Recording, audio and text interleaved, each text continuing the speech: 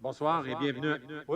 Bonsoir tout le monde. Bienvenue à notre séance conseil de mois d'août 2026. Merci beaucoup à ceux et celles qui sont dans la salle avec nous ce soir et les gens qui nous regardent via le web diffusion. Time out en arrière, j'attends. OK, we're going to have to do this again.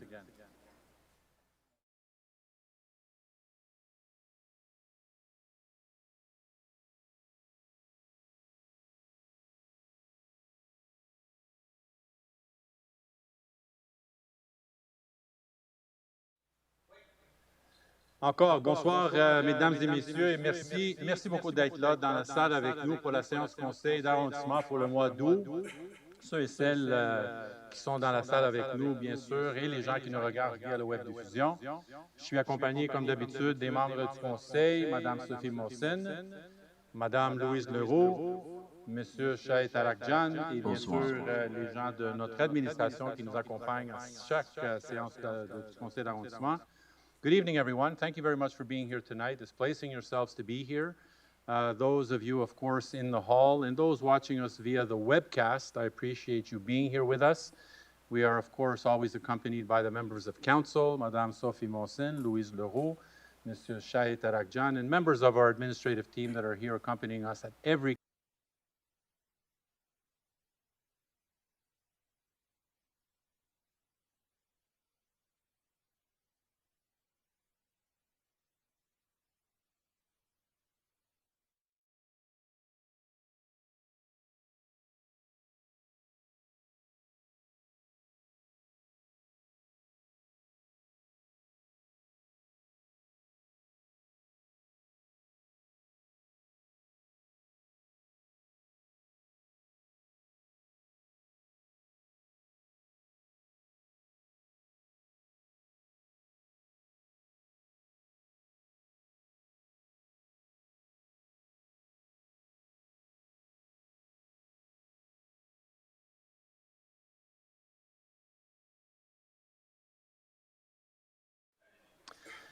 Encore, Monsieur Gauthier, je commence avec ma rubrique. Après, on procède avec la période des questions. Monsieur Gauthier. Excellent.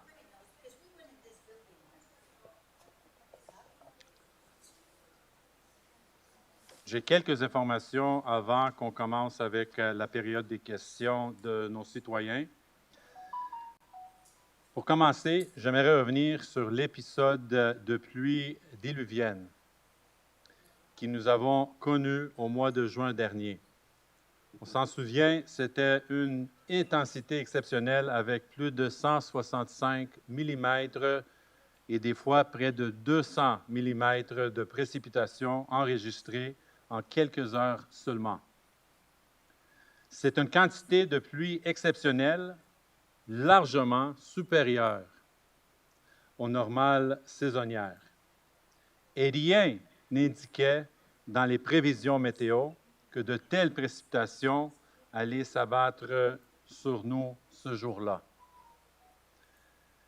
Dès les toutes premières minutes, nos équipes d'urgence ont été déployées sur le terrain. Nous avons rapidement observé les impacts importants de cet événement, notamment avec plus de 300 appels au 311 signalant des dommages causés par des accumulations ou de refoulement d'eau. De nombreux bâtiments ont été impactés aussi par ces inondations, dont plusieurs sont des propriétés municipales. Je pense, M. Baudouin, on avait 6 ou 7 bâtiments de l'arrondissement affectés aussi.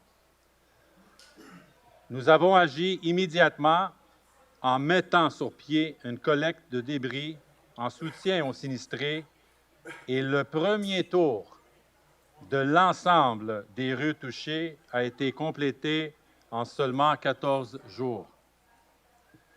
Les dernières dates de ramassage de débris ont eu lieu les samedis 18 et 25 juillet.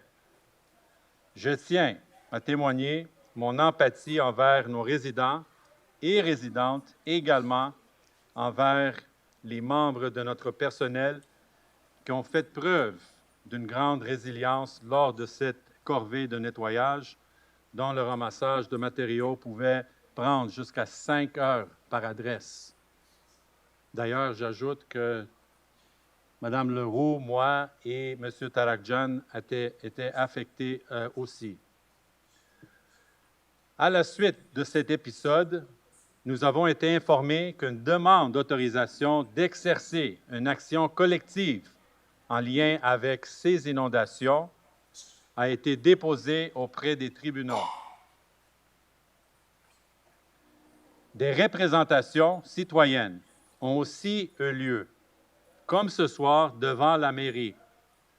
Je suis tout à fait conscient que plusieurs citoyens souhaitent obtenir plus d'informations sur leur secteur, notamment sur les interventions qui ont été réalisées, les analyses en cours et les mesures qui pourraient être envisagées à la suite de cet événement. Toutefois,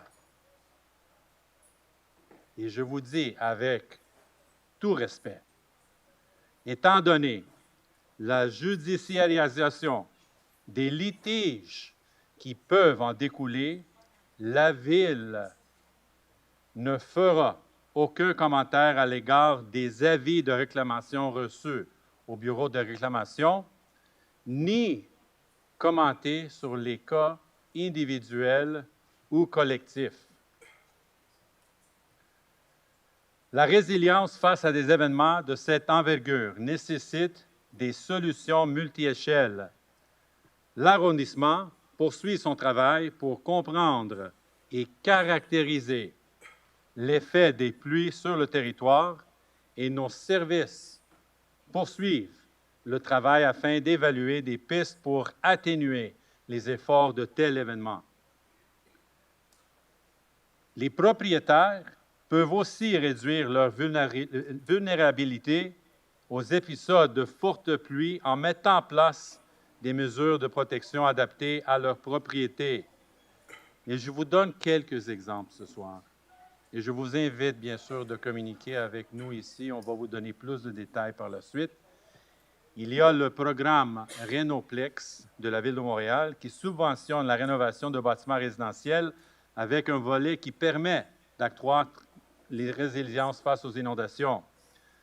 Le programme Réno-Climat du gouvernement du Québec, dès le 1er octobre 2026, un financement sera disponible avec le nouveau volet adaptation qui vise à protéger les habitations contre les inondations et limiter les dommages. Vous pouvez aussi obtenir de soutien technique via le guide d'adaptation des bâtiments pour faire face à des inondations. Et ce document, bien sûr, présente des stratégies concrètes pour réduire les risques liés aux inondations et offre aussi des recommandations pratiques adaptées aux divers types de bâtiments. Et finalement, vous pouvez aussi obtenir de l'accompagnement auprès du programme Je rénove éco d'éco-habitation. Avec son volet inondation, organise proposer un diagnostic du bâtiment et de la vulnérabilité, ainsi qu'un plan de travail personnalisé pour entreprendre des travaux. Je vois l'agent de sécurité qui vous limite de filmer dans la salle et je vous demande de respecter le règlement en cours. De toute façon, on est web diffusé. Vous pouvez aller chercher les images que vous voulez sur l'Internet et vous pouvez les utiliser comme vous voulez. S'il vous plaît, respectez le règlement en vigueur. Ça ne fonctionne pas présentement. So, if I go back to the rain that we received in June, where our community was faced with 165 millimeters to, in some cases, 200 millimeters in literally an hour and a half to 2 hours. It's an exceptional amount of rain, and I'm sure those of you that suffered from flooding in your homes can attest to the fact that we have never seen this quantity of rain in the past, in that short period of time. 2 years ago. No. From the first minutes of this occurring, our teams were deployed on the ground. We quickly were mobilized, responding to over 300 calls registered to 311. If folks, if you can just let me finish, please, I would truly respect that.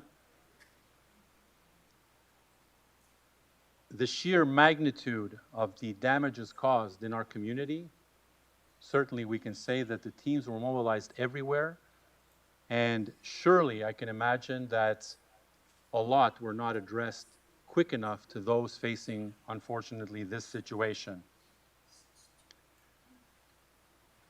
The teams were mobilized from day 2 to pick up debris that took approximately 2 weeks to pick up in the different neighborhoods on the first pass.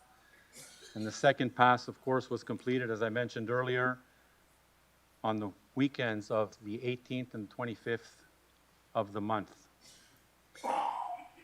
And in some cases, took up to 5 hours per address to remove the debris that had accumulated in front of the house.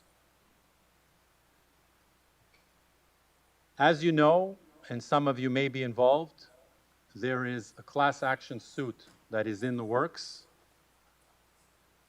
And for this reason, and this reason alone, the city cannot comment on any questions regarding the flooding situation,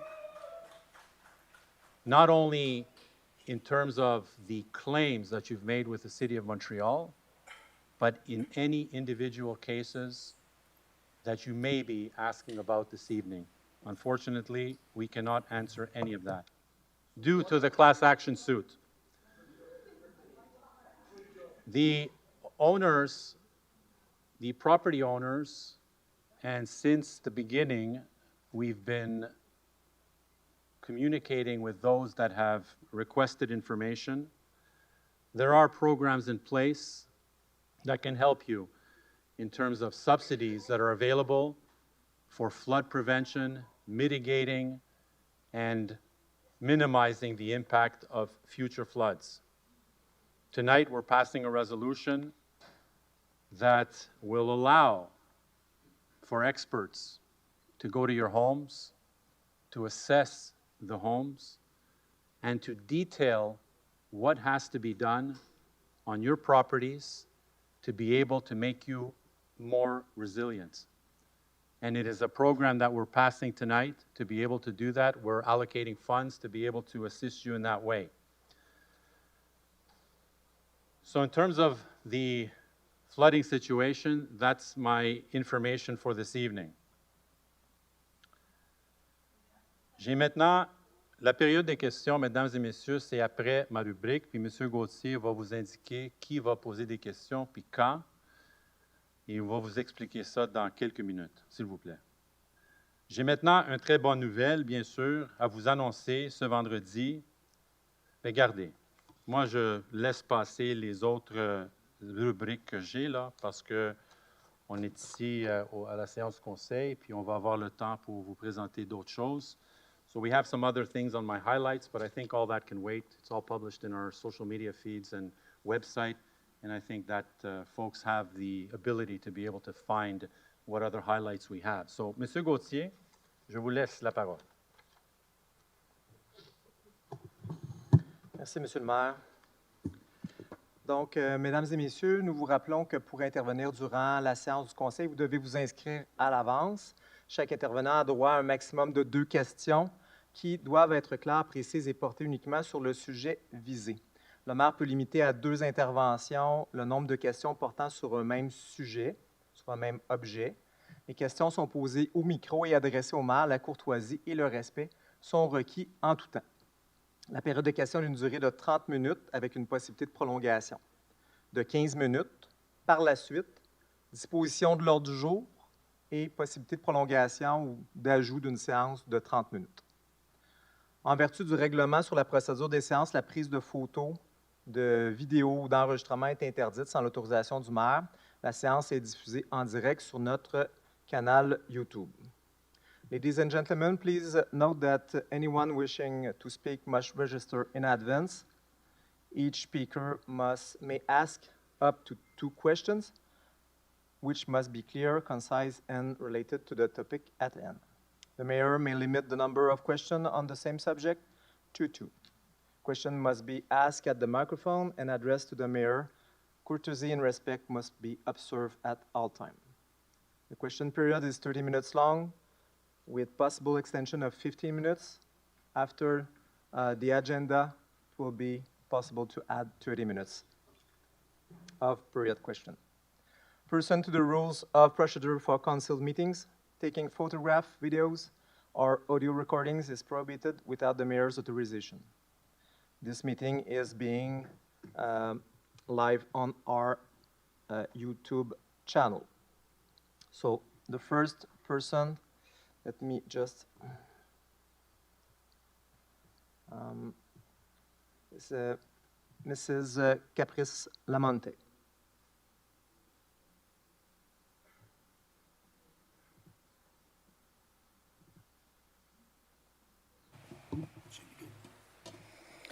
With all due respect, I'd like to know how this became our problem. It's your problem. But my question is specifically is who is giving the building permits to all of these buildings in floodplains? They've been floodplains since the beginning of time. They were cottages when I was a child. Who is giving these permits? When they all flush their toilets, we're all going to flood again. Thank you so much for the question and coming. Any building that's being constructed right now falls under the guidelines of the government rules that were in place up until February of this year. They have specific requirements depending on the flood risk, and all that has been already assessed by the borough according to the government plans. If some of those buildings were to be built with the new plans and new maps as we will be receiving by the government, chances are that they wouldn't have received the permit to build in its actual form. Right now, as it stands, the buildings that are being constructed, the 2 that I have off the top of my head, are 2 that did not sit, the footprint did not sit in a floodable zone according to the maps that we had from the government. With all due respect, sir, we live in Pierrefonds, and that has been flooded for years. Let me just say, you asked me a question, and according to the government guidelines, according to the criteria that is dictated to the municipalities, they were in full right to request a permit for the building of that property. And you had every right to refuse it, considering that we had flooded there 2017, 2024, and every other year before that. That has been flooded since I moved to Pierrefonds, and it's going to flood again as soon as everybody floods. It flooded today. What I'm trying to tell you is... Yes, but you can stop it. Although you can't stop the building from being built. We can't stop it. So to answer your question... So it's our fault, guys. We've got to fix our homes. Ma'am, to answer your question, you asked me a question, who is giving the permits and how? We are giving the permits, the city is giving the permit according to the laws that govern us under the restrictions laid out by the provincial government. And there's no engineers here, there's no planners, nobody that realizes that there are floods. Ma'am, we can argue about this all we want. I'm giving you the answer as we have it. Well, okay, so, but it's totally unexpected. And unacceptable, respectfully, we can disagree, but I'm trying to tell you that the building permit was issued according to criteria that's outlined by the government, and they have to respect certain guidelines when they build these facilities on these properties. Monsieur Gauthier.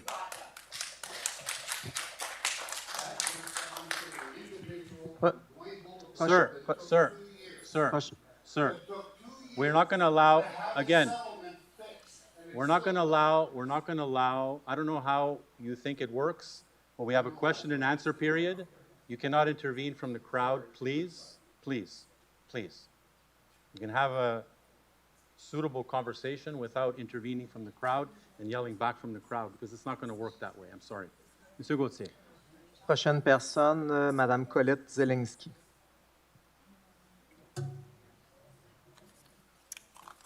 Bonsoir tout le monde. J'ai eu le temps de me calmer les nerfs. Moi aussi, j'ai été victime des inondations. J'ai pris la peine de vous écrire, Monsieur le maire. J'ai pris la peine de faire une réclamation de la Ville de Montréal. Alors, tout ça, c'est sur le contrôle, si vous voulez. Ma question, c'est de savoir... Juste, Madame Zelensky, si vous pouvez juste baisser le micro un peu parce que vous attendez pas. Oh, I'm not loud enough. Juste, OK.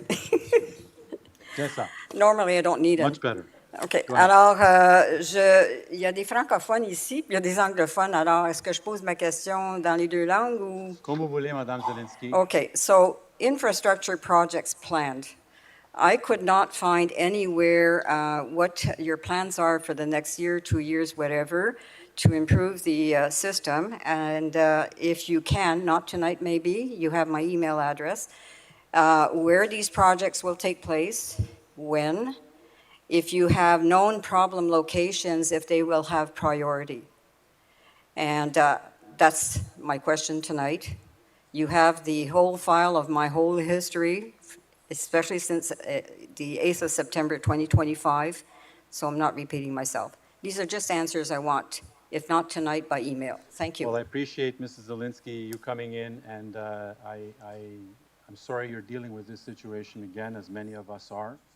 And as I mentioned at the beginning in my highlights, given that disputes arising from this matter may be presented as a class action suit, unfortunately, I cannot give you that information tonight. And it's very simple. I mean, if people, I'm not a lawyer, but if people understand the law, when there is litigation on a certain specific file, we cannot comment any further on any action further to that. So that is the reality that we face here this evening, not because we don't want to say what we want to say, but because we're limited in our interventions because of a class action suit, unfortunately limits us in what I can tell you. So I take that into consideration, what you've asked, and in due time, should I be able to provide that information to you in an efficient manner, then we will do that, okay? I'm not part of the class action suit because I have time to die before it goes to court. We all know it's 5 to 10.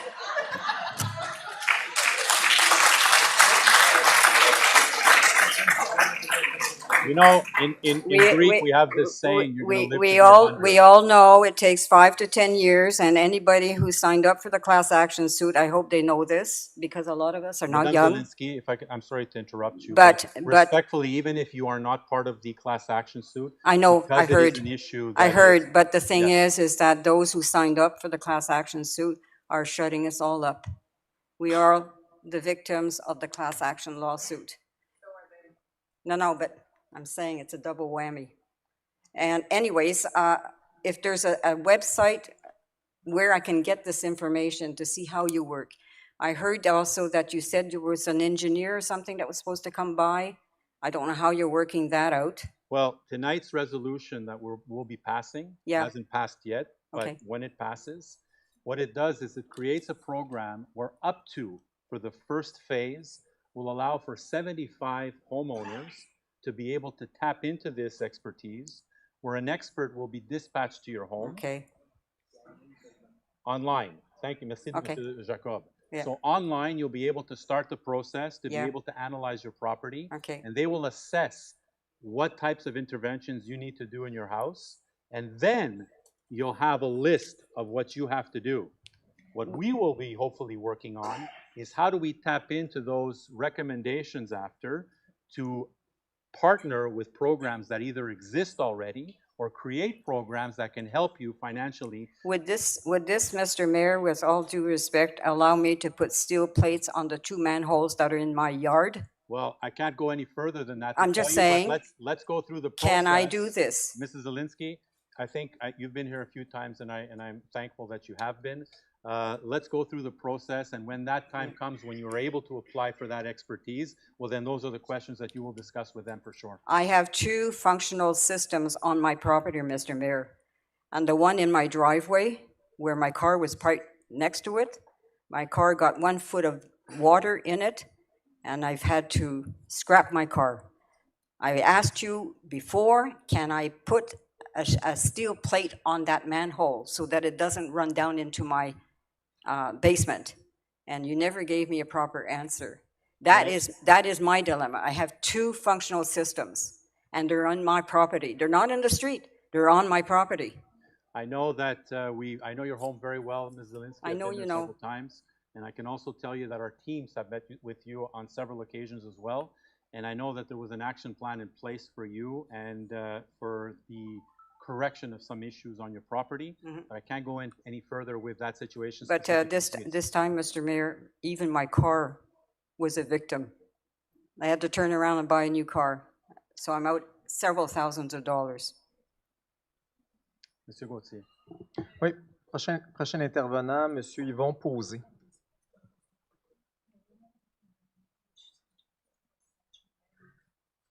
Oui, bonjour. Je demeure au 14 353 Boulevard Gouin. Puis 14 353 A Boulevard Gouin, c'est un garage qui est rempli de pneus, de scrap. Puis c'est plein de sacs de sable. Il n'y a rien qui se passe, il n'y a rien qui se nettoie là. Puis le trou d'homme qui est sur mon terrain, ben, qui appartient à la ville, parce qu'il est sur le bord, ça fait 13 ans que je demeure là, il n'a jamais été nettoyé, il est plein jusqu'au rebord. Monsieur Posé, est-ce que c'est la première fois que vous signalez ce problème? Il y a le trou d'homme, je l'ai déjà fait, à la grosse inondation qu'on avait eue. Mais est-ce que vous avez communiqué avec le 311 pour signaler la situation avec les pneus et tout ça? Non, je suis venu ici directement. Parfait. Mais ceci étant dit, moi, je vais demander à mes services de prendre ça en note.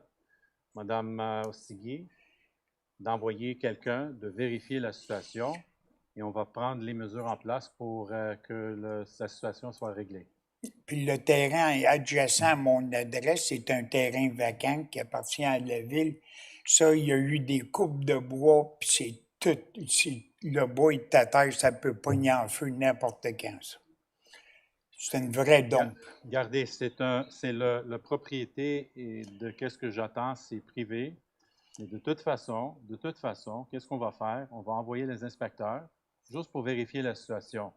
Puis si on a quelques communications à faire avec le propriétaire de ce terrain-là, on va le faire en temps et lieu. C'est la seule chose que je peux vous dire ce soir. C'est pour ça, moi, je l'attends pour la première fois. Et à cause que je l'attends pour la première fois, on va envoyer quelqu'un pour vérifier la situation et essayer de trouver une solution avec le propriétaire en question. D'accord? Merci. Merci beaucoup. Prochain intervenant, M. le maire, Mrs. Ban Lal-Hassani.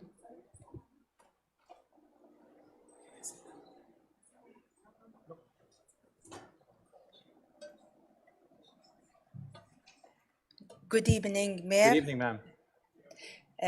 Member of Council. I was wondering why you don't allow to build a garage when I have enough space in front of my house. Well, I don't have your specific information for your property. What I'd like is that my teams communicate with you because I'm sure they have already. What we try to do is work with the continuity of the area to make sure that something fits within the street or the neighborhoods. And this is how we do with urban planning. And our urban planners here that sit with our committee analyze every project that's presented to us and come up with a recommendation. Many times it goes through the committee, the architecture committee, and the setbacks and what is allowed, for example, on any property. Your situation may be specific, but I don't have that information. I know in many cases we allow for the building of different extensions to homes, but in your particular case, because I don't have any additional information, I can't give you any more information. No, because I came several times here to the municipal, and they told me anything in front of the house is not allowed to be built. Well, this is what I said. It depends on the building codes for the borough and the regulations that we have. It depends on the setbacks from the street, from the neighbors, and it depends with the overall specifications of the neighborhoods as well. So Yeah. like I said, without going more into detail and more specifics, I don't have the information regarding your property. But what I would ask is, again, Madame Ostigi's team is the one that's in charge of all that. Yeah. What I would like them to do is at least give me, we have your contact information. What I'd like to see is Yeah. your file specifically and see where the limitations are. And if there are specific limitations, certainly the services have given you that information. But if they haven't, at least to your satisfaction, we'll look at it as well at our level and try to come back with you with some type of, if not solution, explanation on why this is the case where you live, because I don't But- even have your address here. But you see, you allowed the temple to put in the houses, and it's very ugly. And this one, We allow for what? I'm sorry? the temple. Oh, the temples, yes, Yeah, yes. in the winter. And this one is going to be much nicer. Look, I'm not going to debate that with you because I have my own personal opinions on the tempos. Because I know that the temples are very useful for a lot of folks that need them. So And the I shelter, have the to car be shelter. understanding about that, but I also know that the temples are temporary.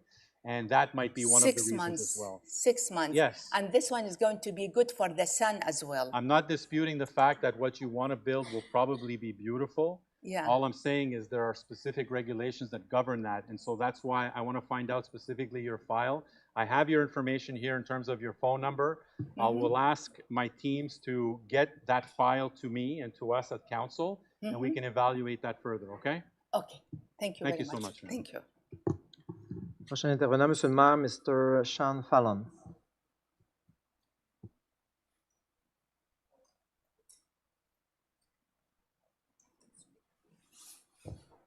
Good evening, everybody. Listen, my question to you, Mr. Jim, is, and to the council, I've been living in Pierrefonds on Huntington Street for 28 years. I was one of the lucky ones that didn't get flooded, but the rest of my neighbors did. I was helping them out. I was wondering why the streets, sewers, I haven't seen one truck come down that street in 28 years.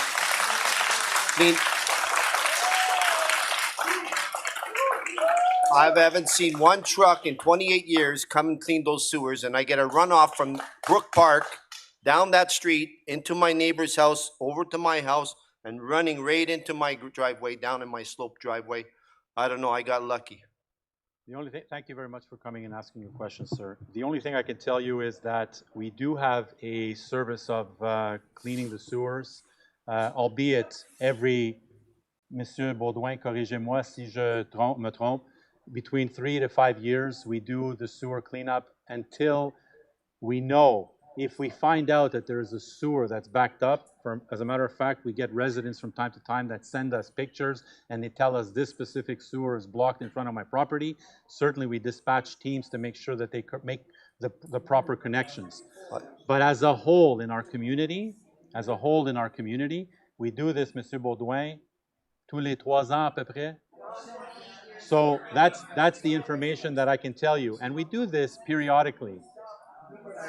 Well, you know what? Look, we can, folks, we can, again, I understand the frustration and I understand the emotion and I understand the devastation of folks losing what they've lost in their homes. I truly understand. We were there. We had volunteers. We were there, all of us, in people's basements. We weren't trying to profit like some people trying to charge to go and empty your basements. We were doing it free of charge with armies of volunteers. So we know firsthand the terrible situation that most of you, if not all of you, are facing. But I can tell you factually, this is the information that we have. The trucks are dispatched to do this between 3 to 4 to 5 years, depending on the need, and dispatched regularly when we have to go on the ground to do that. So, again. So, excuse me, Jim. Yes. My problem is that I clean my drains twice a year. Yeah. Outside, inside. Yeah. And I accumulate a lot of stuff coming off the runoffs off the streets. And I think 3 to 5 years is not sufficient enough. I think every year should be done in all the drains in Pierrefonds, if it's possible, at least once a year. Your comments are well received, sir. Your comments are well received. Okay? Okay. That's all I can tell you. Your comments are well received.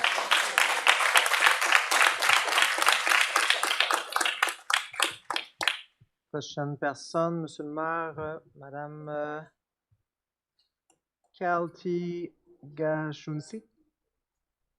Sorry for the pronunciation.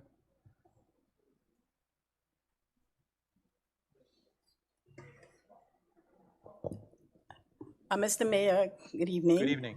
I live on Kingston between Anselm Levine and Aragon. And there is a school in the front on Sudbury. And our house was flooded 5 feet. And I asked the police who was passing around, I asked the firemen, can they help me? They came, 2 men came, 2 from the police, 2 from the firemen. No one came to help me. I said, okay, now our house is, well, the basement is unlivable, the upstairs is okay. But we have the system, the cars couldn't pass through our street. And this is a residential area. It's not the main road. The cars have to reverse back and front. The grills need to be empty, the sewer system should be clean, and the rainstorm has to be updated for rain and all that water. Again, I'm sorry that you're living this experience again. And all I can tell you is that, as I mentioned earlier, and I hate to say that because it's never been who I've been, and those that know me know that the spring floods is something that we've done, and since 2017, we have been able to find solutions to protect our community 100%, and we've done that. Because we found solutions to something that we can predict. Having said that, I can't answer the questions regarding your particular case, ma'am. Again, I hate to sound like that because it's not me, but I can't because of a class action suit that has been launched, and Dollard has done the same. We are doing the same, and unfortunately limits me in what I can tell you. As respectful as I can be, I cannot answer any more of those questions. And that's why we have everybody's information here. We're at the 3rd or 4th question, Monsieur Gauthier, 3e ou 4e question. I'm not going to take any more questions on the flooding. Okay. And I'll tell you why. Not because I don't respect the comments that you will tell me at the mic, but the answer will be exactly the same as it is now to everybody, because I can't go any further. Once I can go further, then we will provide any information and all information to the citizens. And people have to understand that. When we're bound legally by the law, I can't go any further, as much as I would love to. I understand So I need that. people to be really understanding of that, as hard as it may be. Okay, I understand that, Mr. Mayor, but when my insurance company decides we are the flood risk, our insurance goes sky high. You know, We have to pay that, not the city. We have to pay that. We are senior citizens. Believe me, I've had, and those that know, I've had many discussions through the years with not only the insurance companies, the banks, the government. We have fought very hard for our community because we understand the issues that you may have once you've been flooded once, twice, 3 times, not only from insurance companies that may insure you, but they may not give you the clause for flooding. And if it's the clause for flooding, we know that it might not be the right one. Or if they do insure you, you're going to be paying your premium through the roof. And the money that they give you back in the event that you're flooded, as we've seen now, may be just a small fraction of what's required to rebuild. That is true. Believe me when I tell you, we've lived it since 2017, and we can attest to it firsthand because I've had insurance company at public meetings to grill them and ask them those same questions. So we're on your side. Yeah, but if we are designated as a flood risk, pardon me? Why are we designated as a flood risk? It's because of the sewer system and all. Well, again, I can't. I know the drainage of the sewer system. I can't assess that now. Yes. Certainly, that is work that will continue, and it doesn't stop because I tell you I can't comment on something. There's still work that we need to do internally with other stakeholders to try to find, if not solutions, why it happened in specific areas. So all that is ongoing. It doesn't stop because I can't answer questions here. We still have our work to do. But in due time, once we get through this situation with any legal proceedings, then I'll be able, and then and only then can we at least provide you with the information, as I wanted to hold a public meeting, as we've always done since 2017, as I've always had government representatives and others around the table to respond to your questions. We've done that historically. But I can't do it now because there's a lawsuit. This is what folks need to understand. It's not because we don't want to. It's because I can't. So I need to be clear about that, please. And again, I'm not deviating. I'm not being not transparent. I'm being responsible. And I've done this with Pierrefonds-West, with the legal action that's being taken in Pierrefonds-West. We can't answer questions there for years because I can't. So that's, Monsieur Gauthier, c'est la dernière question que je vais prendre pour les inondations. On a d'autres personnes sur la liste pour d'autres sujets. So j'ai les informations pour chaque question sur ma liste, avec les numéros de téléphone et des fois les adresses. Je ne vous laisse pas tomber, mesdames et messieurs. En temps et lieu, on va vous donner l'information nécessaire. Puis l'autre chose que je voulais dire, comme j'ai dit en anglais, c'est pas parce que je ne peux pas commenter ce soir que nous, on a arrêté le travail à faire. Nous, on a des choses à faire à l'interne, avec nos partenaires, avec le gouvernement. Je vois la responsable de Mme Brigitte Garceau qui est dans la salle aussi, à quelque part, je l'ai vue. Elle est là. Elle est là pour prendre des notes aussi, parce qu'on travaille en étroite collaboration, pas juste avec Mme Garceau, M. Deragi, M. Scarpaleggia et les autres, parce que nous, on a des liens avec ces gens-là. Ça va prendre l'aide des instances gouvernementales. Je vous dis, comme on fait pour les crues printanières, on va essayer de faire le plus possible pour la communauté, pour les pluies diluviennes. So again, to end with this file, folks, as I mentioned, it's not because we want to shut the conversation down regarding any flood issues you may be feeling or having or going through. We are still working in collaboration with partners, the government levels, to be able to not only assess what happened in our area, in those specific areas, as we know how the storm went through, because 5 minutes either side, it was fine. So once we do that internally, we'll be able to provide folks with more information in due time once and if there is no legal proceedings against the city. Please understand that. It's not from a lack of will, it's because we can't.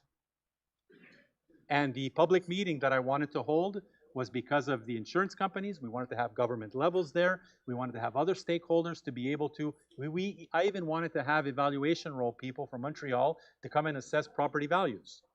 So those are the things that we were going to do, but I can't because of a lawsuit. Okay? Monsieur Gauthier. Donc, prochain intervenant sur d'autres questions que les inondations, Mrs. Annick Tinel. C'est qui la personne, M. Gauthier? Mrs. Annick Tinel. OK. OK, c'est ça. C'est bon. Merci. I guess people are leaving because of me. Good evening, ma'am. Hello? Yes, I can hear you. Go ahead. Okay. Okay. Wait, or? Go ahead. Okay. So my question's in reference to my file. I don't know if you have the file number, or do you want me to repeat it? Or? Just speak closer to the mic, ma'am, please. I can hear you, I'm but too just tall. for the webcast. Yeah. Okay, so my question's in regard to my file. Do you want my file number? Hang on a second. Monsieur, je m'excuse. Merci.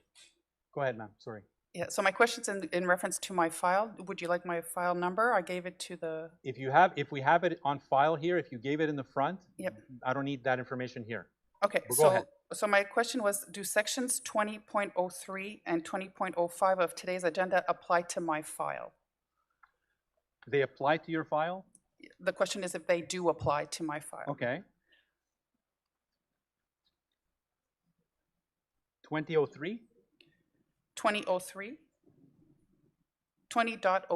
and 20.05 of today's agenda. I don't think 2003, to be honest. Mr. Gauthier, you see, I don't know the file. Okay. So, Okay, well, I can and give even you if the, you gave I me the can give you number, I don't know the file. So, Oh, it's regarding Rue Berry. what's that? It's regarding Rue Berry. I had come previously. There's been back and forth emails with Mike Gauthier and yourself and people on the council. For the speed bumps? Yeah, for the curve and Yeah, like for yeah, the Well, the 2003 is for general work that's including speed bumps to be installed throughout the community. right. Now, I don't have within 2003 those speed bumps that are identified because we pass global contracts that include, in this case, speed bumps and other works, lining, for example, and crosswalks, and the paint that we put on the streets, for example. Monsieur Gauthier, est-ce que je me trompe? It's true, Mr. Mayor, but probably we have exchange concerning the procès verbal of the Traffic committee. traffic committee. So at the 40.07. It's 40.07 that may or may not include your street per se. 40.07. But you don't have any I don't have it details on with the me. agenda. It No. will be at the resolution time. No, but I know that now that you've reminded me, I know the corner you're talking about. And if I look at briefly, again, I'm looking at it briefly. Folks, if we can just, s'il vous plaît, dans la salle.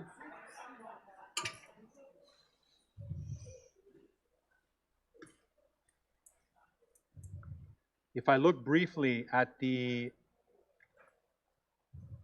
I'm looking quickly through the list. Yeah, it's just that I had received a letter from Mike Gauthier stating that the meetings of May 14 and June 24th would be approved today. Yeah. So when I saw your agenda, I was just curious to know if those two, 20.03 and 20.05, apply to my file. No, 2003. Ma'am, madame, s'il vous plaît. Madame dans la salle, ma'am. You can't speak in the hall, please, because we can't concentrate. If I'm looking at the list of files that we're passing from the traffic committee, again, at a glance, I'm not seeing your street. At a glance. If it's the case, then we can talk again, but I don't have it on the list here. Okay, so there was no approval of those two meetings, because that's The 2003 is for the general installation okay. of speed bumps and markings on the streets. So we put out a global contract that will install certain speed bumps throughout the community. And those speed bumps are determined by the recommendations made by the traffic committee on a monthly basis. And in this case, we have 6 different areas that we're addressing from the traffic committee notes that I'm seeing here. And I do not see your street. If in fact it is the case, I will review it after that and we'll be in communication again. You left your file number at the front, right? Yes. Yes. Okay. And I think you're. In the event that it's not this month and it will be passed in the September council meeting, we will notify you. Okay? Okay, but I was told it was going to be today. Too late? If I Yeah. can, it will be adopted tonight, but maybe it's not specific disposition or specific decision concerning your file. That's right. But you will have access to starting tomorrow to the procès verbal. So the To documents, meeting, Yeah. documents, data, all Yes. that stuff, as of Yes. tomorrow, Yes. I'll have access to it in my email, or how do I have access to this? You'll have access to it online for sure. So no. We'll make sure we'll send you the information, yeah, okay? I Now, will contact you. since Mr. Gauthier has been in contact with you already, and now we know the question you're posing tonight, we will make sure that we will give you the notes of the traffic committee recommendations that will be approved tonight. and then you'll have an idea of where exactly we're placing everything, okay? Okay, so there's a it's series just of because I didn't get responses from my legal to you, so I'm just, Stay Yeah, in but I contact with Mr. cannot before tomorrow. You understand? oh, okay, so Okay. that's why I didn't Stay in receive. contact with Mr. Gauthier, please. Okay, as of tomorrow, okay. And if there's anything, you can always contact us here at council as well, and we'll triage your request to the services as well, okay? Okay, thank Thank you. you. Merci. Je vais avoir besoin d'une prolongation, Monsieur le maire, de Oui. 15 minutes. Je propose. Merci. Donc, prochain intervenant, Monsieur, Mr. Claudio Pedraza.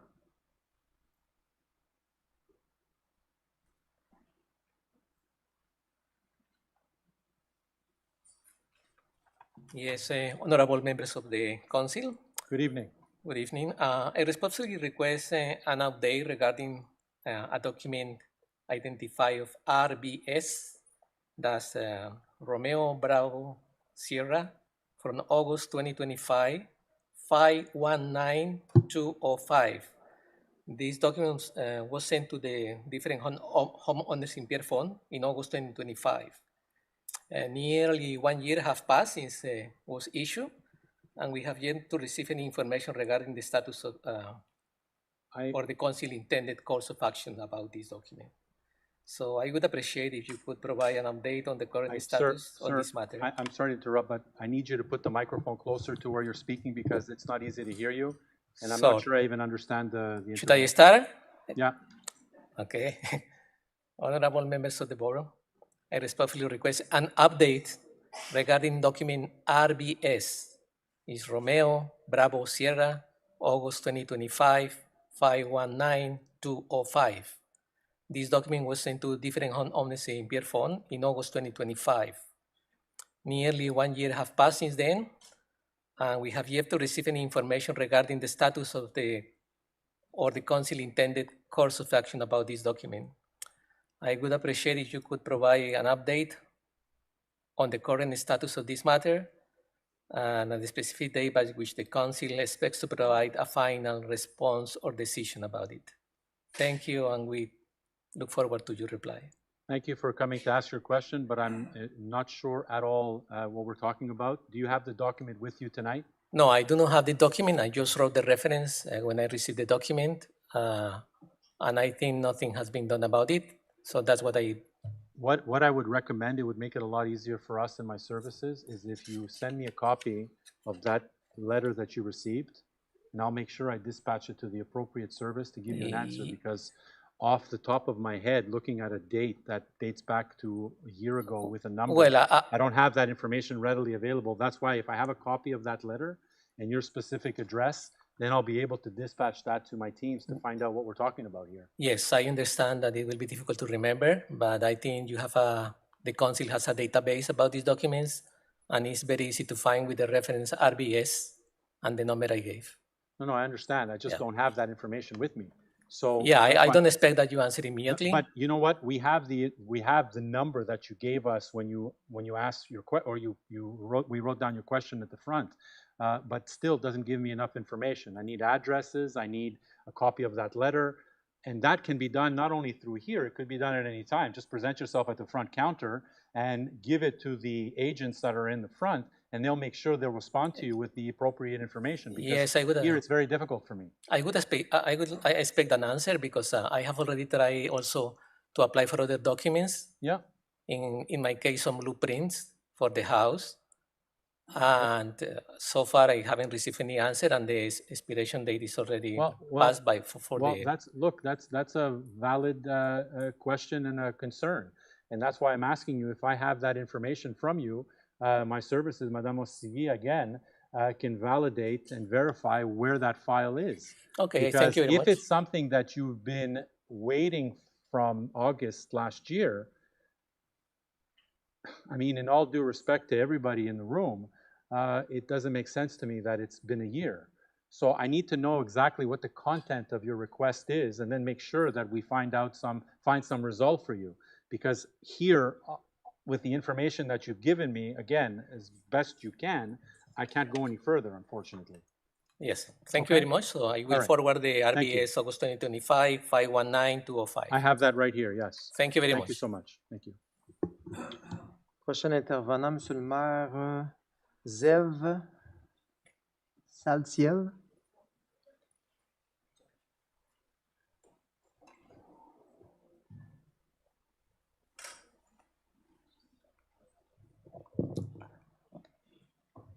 Hi, Hi, how are you? I'm all right. How are you? Good to see you again. Yes, you too. I'm actually going to be fairly brief today. I know there's a lot more, questions that have already been asked about flooding, et cetera, so I don't want to take up too much time. Everything is equally as important. Yeah, and I mean, I think what I'm here to ask about is not unrelated to the flooding and the climate change problems that ensue when countries are dropping the number of bombs that are currently being dropped. That absolutely impacts the amount of flooding that we see here. My colleagues have requested multiple meetings with you. As somebody who lives in this, or my grandfather lives in this neighborhood, I work in this neighborhood. I decided to come here and ask you myself in person because the emails are not working. How can I get a meeting with you before August 24th? Well, I think that the email, first of all, we've all been on vacations on and off.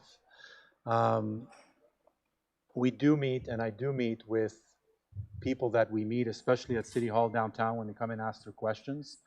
My goal is not to find resolve even with a meeting, but at least to get more information, okay? And we spoke about this Absolutely. when you came at the last meeting in Montreal, and yes, my intention is to meet you, and we can meet before August the 24th. Madame Lagarde has your information. We will make sure that we will coordinate a meeting within the next week or two before. I'm back today, as a matter of fact, since Great. some time, a little bit of time off. So Madame Lagarde will coordinate a meeting with you, and we can sit down, we can discuss some of the issues that you presented, not only here tonight, or you will present here tonight, but issues you brought up at City Council in Montreal, okay? Great, thank you so much. All right. That's all. Thank you. Did you expect anything less? Dernier intervenant, Monsieur le maire, là, avant la suspension pour l'ordre du jour. Zara Gazemi-Zaviev. Thank you very much, Mr. Mayor. Also, my apologies to my fellow residents who are impacted by the flooding. I'll also try to be as brief as I can. The Palestinian Youth Movement recently released a shocking video of Denis Coderre, the founder of your party, and the former mayor of Montreal. Mr. Coderre spoke at an event on the 17th of June, just 2 days after Ensemble unilaterally delayed the vote on the Palestinian solidarity motion in City Hall. Speaking to about 400 people, he said, and I quote, "the so-called genocide from the Palestinians." In a separate appearance on a radio show, he stated that showing any support for Palestine is both anti-Semitic and pro-Hamas because, quote unquote, they all desire the annihilation of Israel. I cannot imagine how his words impact the few members of Ensemble we know to be pro-Palestine and anti-genocide.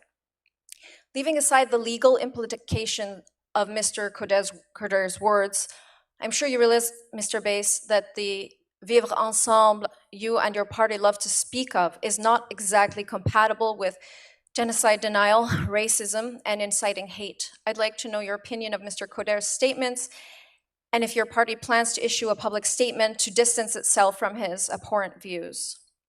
Thank you very much for the question. And in fact, I don't know his comments. Mr. Coderre has been outside of the political realm for quite some time now. So I don't know what he comments on a regular basis, wherever that may be. As I've mentioned on many occasions, we empathize and we sympathize with the people in the Middle East and Palestine and the Palestinians and others that are suffering through a lot of the terror that we're witnessing live, virtually, where we see it. What I've also said on many occasions is our role as a municipal administration is to make sure that our streets are clean, that our parks are taken care of, that my community is safe, that people can live in harmony. We are the most culturally diverse community on the West Island, and we live in perfect harmony. That is our role, ma'am, in the municipal spectrum. Others that may want to comment on international affairs, I certainly do not have the expertise to be able to do that with any certainty. So others that do that are free to do so, and it's not for me to agree or disagree on any of what they say, because number one, I don't know of Mr. Couder's comments, truthfully, and even if I did, they're the opinions of one person. They do not represent me or anybody that has been with him at any time in the past.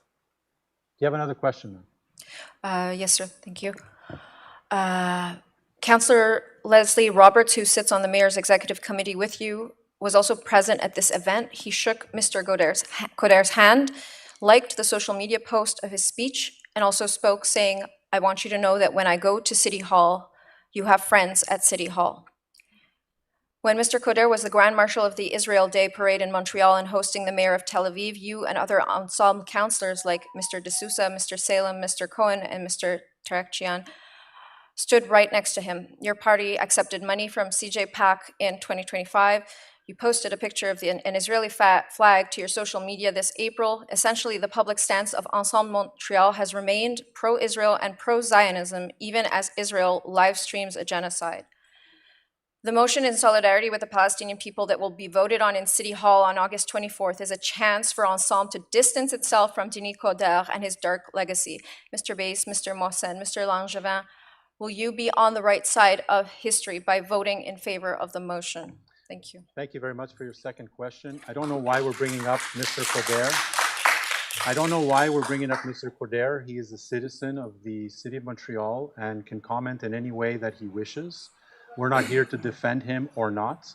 The motion, whether it's a motion or declaration that's presented at the end of the month at City Council, then and only then can we tell you what decision will be taken by all of us or some of us when that time comes. Right now would be very premature for me to comment on that because we haven't even seen a final version of any document that will be submitted. And if you remember at the last City Council meeting in June, was pulled with the desire for all parties to work in collaboration to come up with something that was suitable to all.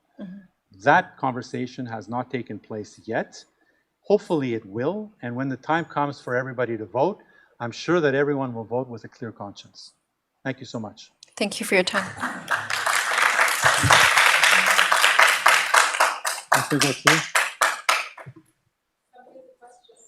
Il reste trois questions, Monsieur le maire. Donc, ça sera après la disposition de l'agenda. Oui, merci. On va procéder avec le conseil d'arrondissement et l'agenda.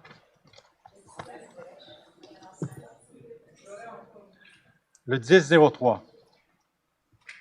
Que l'ordre du jour de la séance ordinaire du conseil d'arrondissement de Pierrefonds-Roxboro du 3 août 2026 soit adopté tel que soumis. Je propose. J'appuie. Merci. Le 10-04. Considérant que dans le projet de résolution numéro CA 26-29-01-47, adopté à la séance ordinaire du conseil d'arrondissement du 1er juin 2026, la date du procès-verbal du comité consultatif d'urbanisme aurait dû être inscrite comme ceci, 6 mai 2026 au lieu de 15 avril 2026, considérant que le projet de procès-verbal a été modifié en conséquence, que le procès-verbal de la séance ordinaire du Conseil tenue le 1er juin 2026 à 19h et de la séance ordinaire du Conseil tenue le 18 juin 2026 à 8h soit approuvé tel que soumis aux membres du Conseil avant la présente séance et versé aux archives de l'arrondissement. C'est le 10-04. Je propose. J'appuie. Merci. Le 15-01, que l'arrondissement de Pierrefonds-Roxboro participe à la lutte contre le MPR de 7 septembre, journée nationale de la sensibilisation de la maladie pilocystique des reins, telle que reconnue par Santé Canada, que le Conseil encourage la population à appuyer généreusement la cause de la Fondation canadienne de la MPR, et ce, afin d'améliorer la qualité de vie de celles et ceux affligés par la MPR. Je vais proposer, mais c'est le 4 septembre, Monsieur le maire. Oups, qu'est-ce que j'ai dit? Vous avez dit le 7, mais Oups, je propose. désolé, merci. J'appuie. All right. Le 1503. Que nous offrions nos plus sincères condoléances à la famille, aux proches et aux collègues de l'agent Mohamed Lamine Ben Redouane, décédé dans l'exercice de ses fonctions le 22 juin 2026. Que nous offrions également nos condoléances à la famille et aux proches du citoyen Michael Mizrahi. Que nous reconnaissons le courage quotidien des membres du SPVM qui mettent leur vie en jeu pour assurer la sécurité des Montréalaises et des Montréalais. Que nous réaffirmons notre engagement envers le SPVM afin de renforcer la sécurité publique et la confiance de la population. Et que nous invitons la communauté montréalaise à témoigner de son soutien et de sa reconnaissance envers celles et ceux qui veillent à notre sécurité. C'est le 1503. Je propose. J'appuie. Ouais. Je vais retourner à 1502, M. Gauthier. 1503, on a eu un proposeur appuyeur. Merci. 1502. That the Borough Council proclaim the month of September as Arthritis Awareness Month to help the Arthritis Society of Canada bring the message to the residents of the Borough of Pierrefonds-Roxboro and illustrate our support for people living with the disease and their families. I propose. I concur. Merci. Le 1504. Que nous condamnons fermement toute forme de haine, de violence et de discours visant les femmes, incluant les idéologies, incels et autres mouvements prônant la misogynie et la violence genre.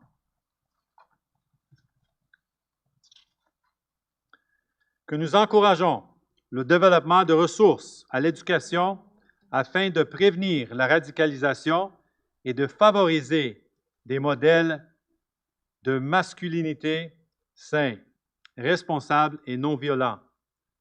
Que nous réaffirmons notre détermination à promouvoir une culture de respect, d'égalité et de solidarité et que nous nous engageons activement à bâtir une société où de tels actes ne trouvent jamais d'écho ni de justification. Je propose. Je propose. J'appuie. Merci. Le 2001, que le Conseil d'arrondissement autorise M. Dominique Jacob, directeur d'arrondissement de Pierrefonds-Roxboro, à agir à titre de mandataire et à signer en son nom le bail visant à régulariser la présence d'un terre-plein sur le lit de la rivière des Prairies face au parc de la promenade Lalande et confirme que les lieux seront utilisés à des fins non lucratives favorisant l'accès du public au plan d'eau. Je propose. Le 2002, que le Conseil d'arrondissement autorise une dépense totale de 1 191 749 et 18 taxes incluses, dont 998 600 taxes incluses pour le contrat, 143 219 et 18 taxes incluses pour les contingences et 49 930 taxes incluses pour les incidences pour la reconstruction de la chaussée et d'une conduite d'aqueduc sur un tronçon du boulevard Gouin-Ouest entre les rues Descajeux et Coursol dans l'arrondissement de Pierrefonds-Roxboro.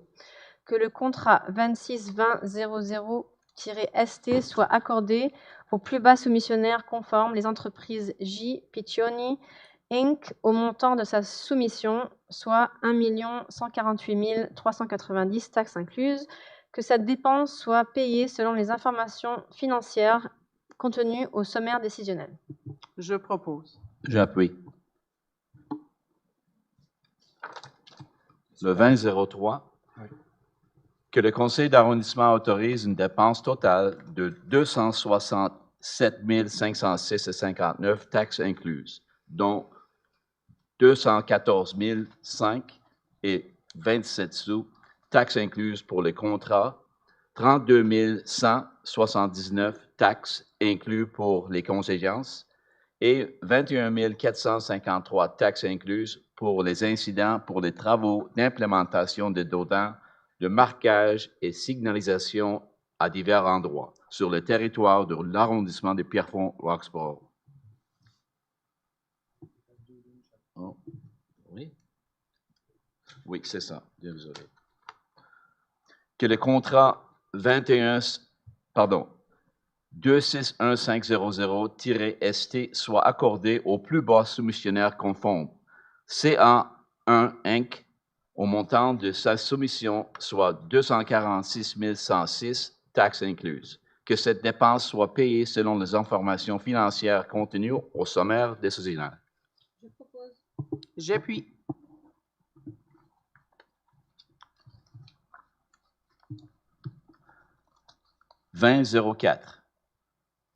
To cancel the 261100 ST tendering process for work to repair the waterproofing of the roof, windows, and curtain walls of the Borough Hall in the Borough of Pierrefonds-Roxboro, and reject the tender received because the difference between the submitted amount and the estimated amount is too significant.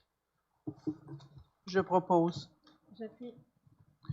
20.05, que le Conseil d'arrondissement autorise une dépense totale de 414 909,47 $, taxes incluses, dont 377 190,43 taxes incluses pour le contrat 26 403,33 taxes incluses pour les contingences et 11 315,71 taxes incluses pour les incidences, pour les travaux de drainage, d'aménagement paysager et travaux connexes à différentes adresses sur le territoire de l'arrondissement de Pierrefonds-Roxboro. Que le contrat 260400-ST soit accordé au plus bas soumissionnaire conforme les entreprises Cogenex Inc.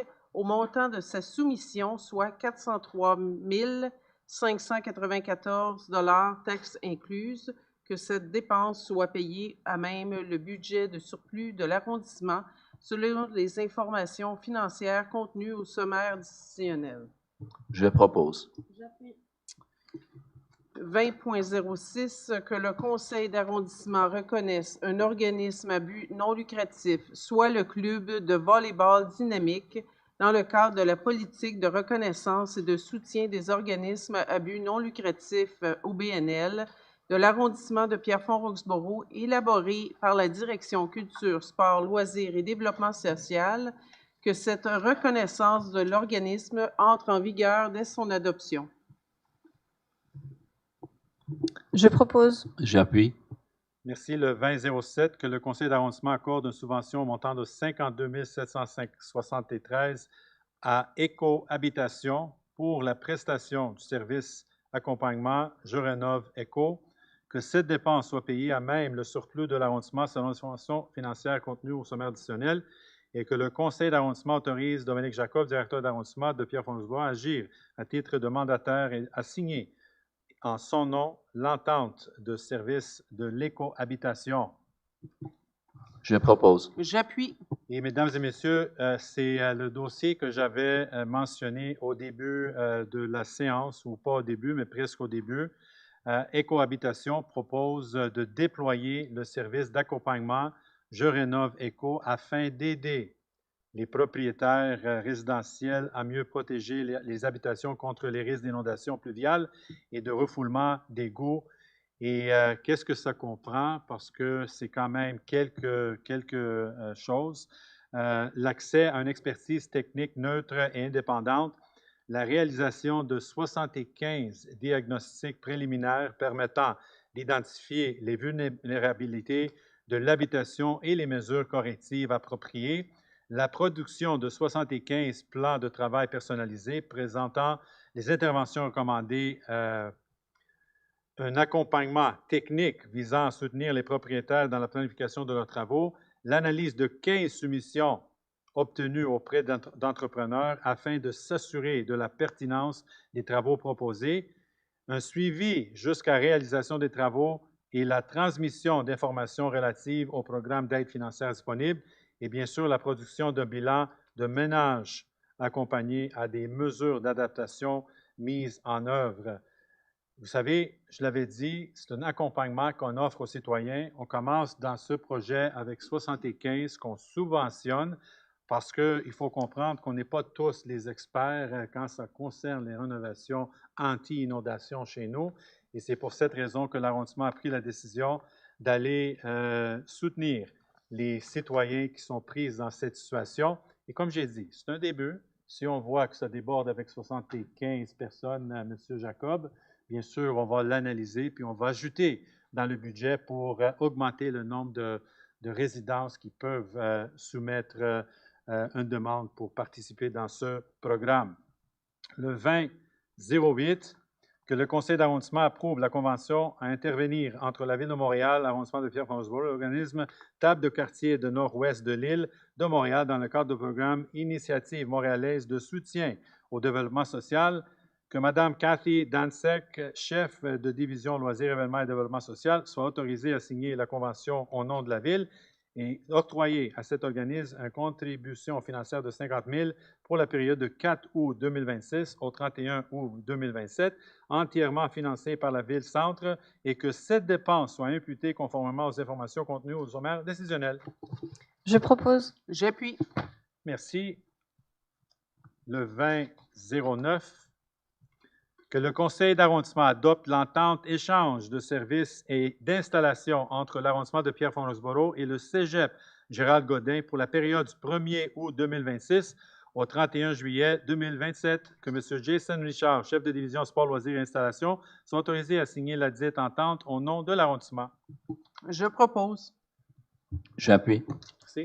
20.10, que le Conseil d'arrondissement adopte l'entente d'échange d'installations gratuites entre l'arrondissement de Pierrefonds-Roxboro et le Cégep John Abbott pour la période du 1er août 2026 au 31 juillet 2027, que M. Jason Richard, chef de division sport, loisirs et installations, soit autorisé à signer l'entente au nom de l'arrondissement. Je propose. J'appuie.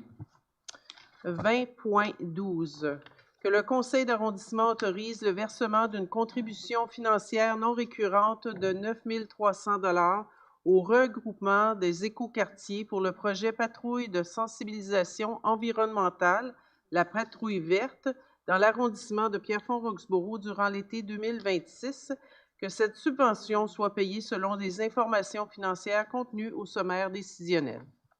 Je propose. J'appuie. Je vais faire le 20-11. OK.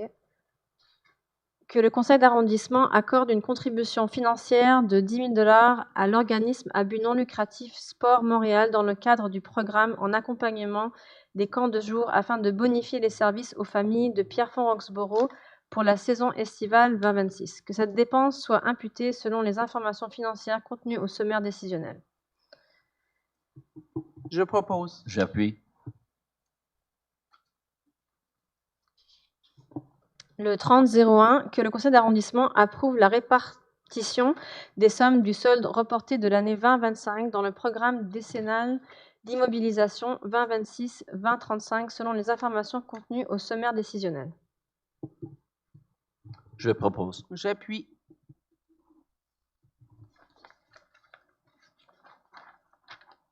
Le 30-02, que conformément aux règles d'affectation de surplus, le surplus de gestion dégagé de l'exercice financier 2025 au montant de 1 342 et 300 soit reparti de la façon suivante. Que la somme de 150 300 soit affectée à la réserve dédiée à la stabilisation de coûts de déneigement, que la somme de 200 000 soit affectée à la réserve pour l'équilibre budgétaire, que le solde de 992 $ de surplus de 2025 soit considéré comme un surplus libre à l'usage de l'arrondissement. Je propose. J'appuie.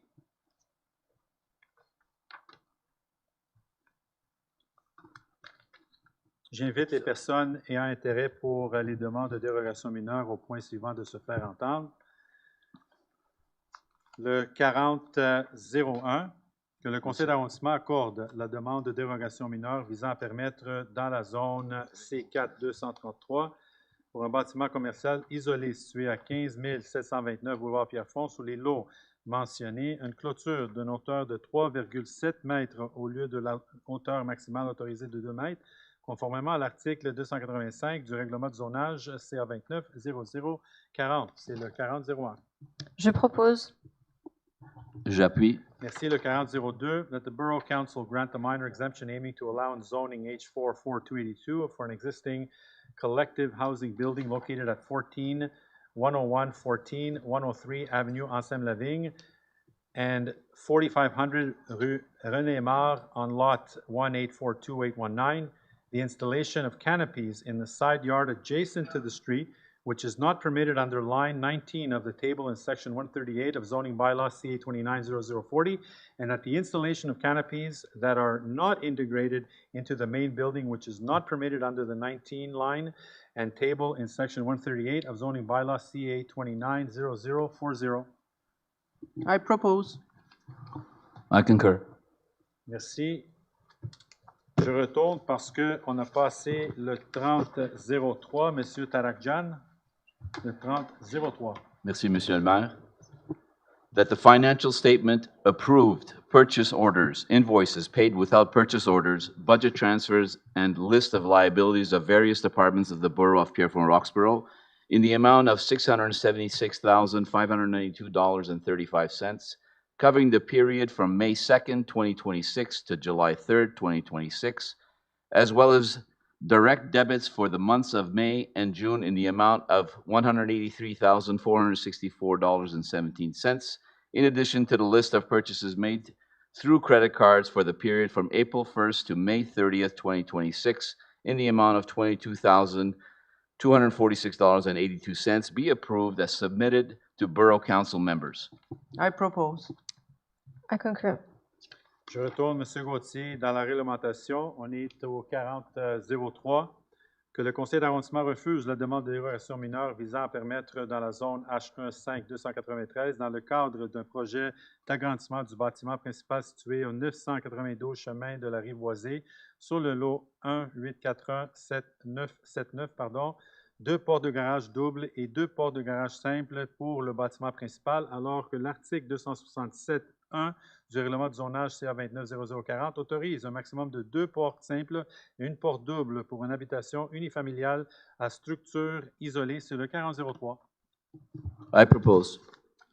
J'appuie.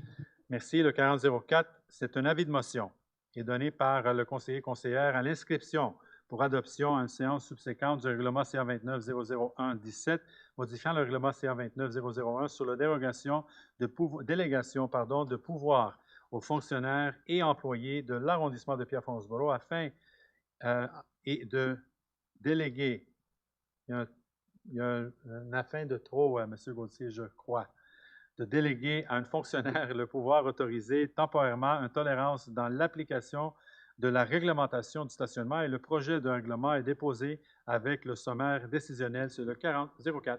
Je donne l'avis de motion. Merci. Madame Monson.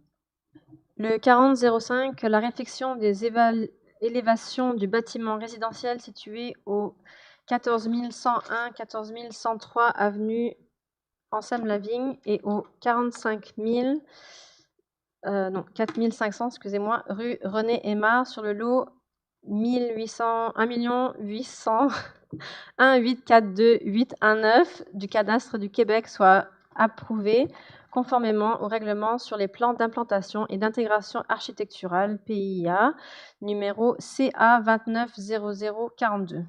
Je propose. J'appuie.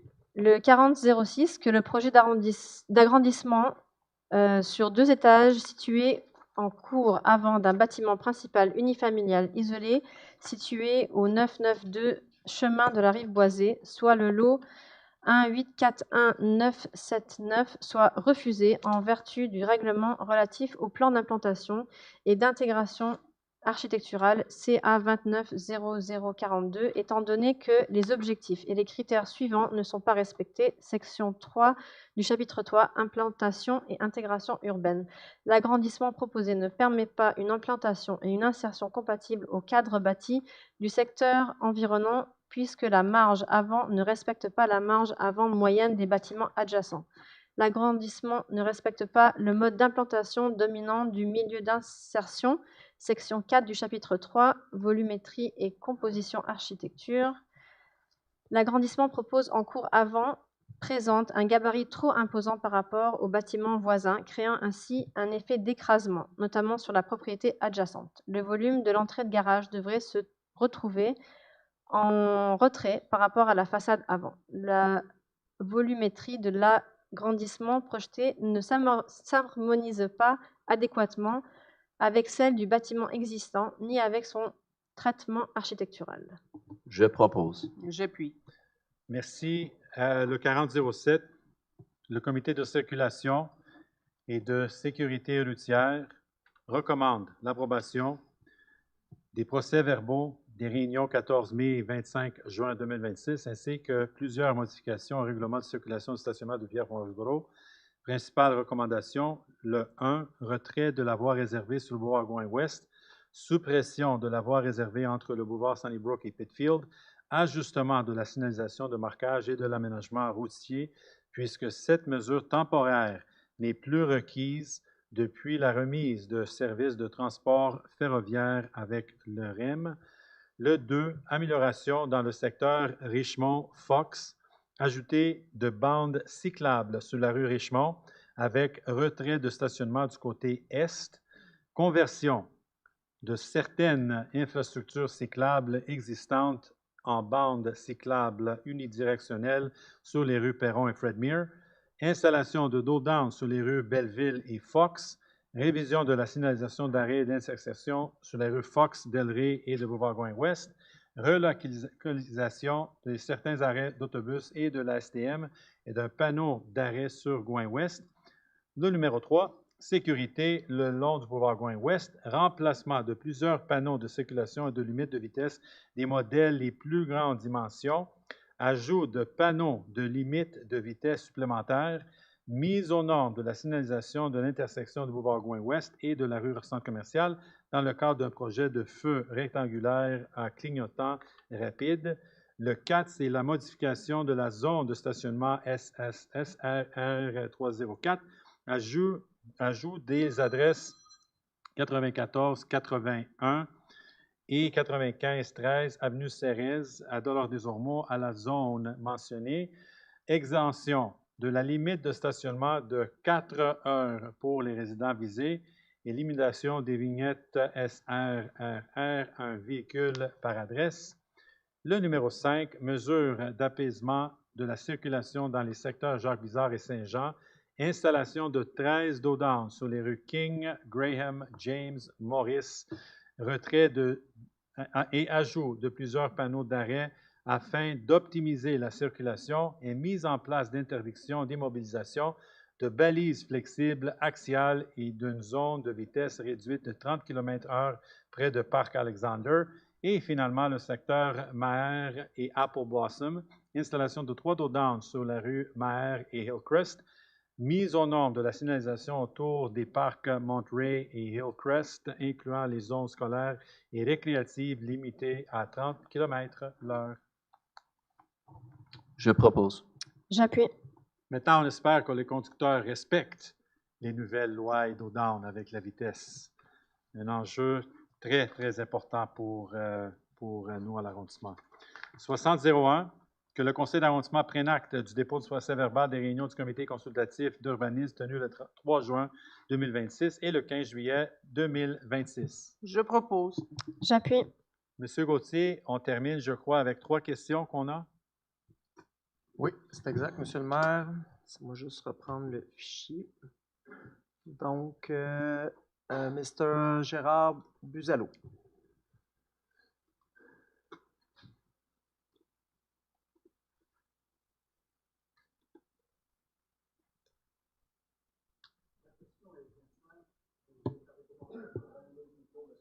Près de micro, c'est ça.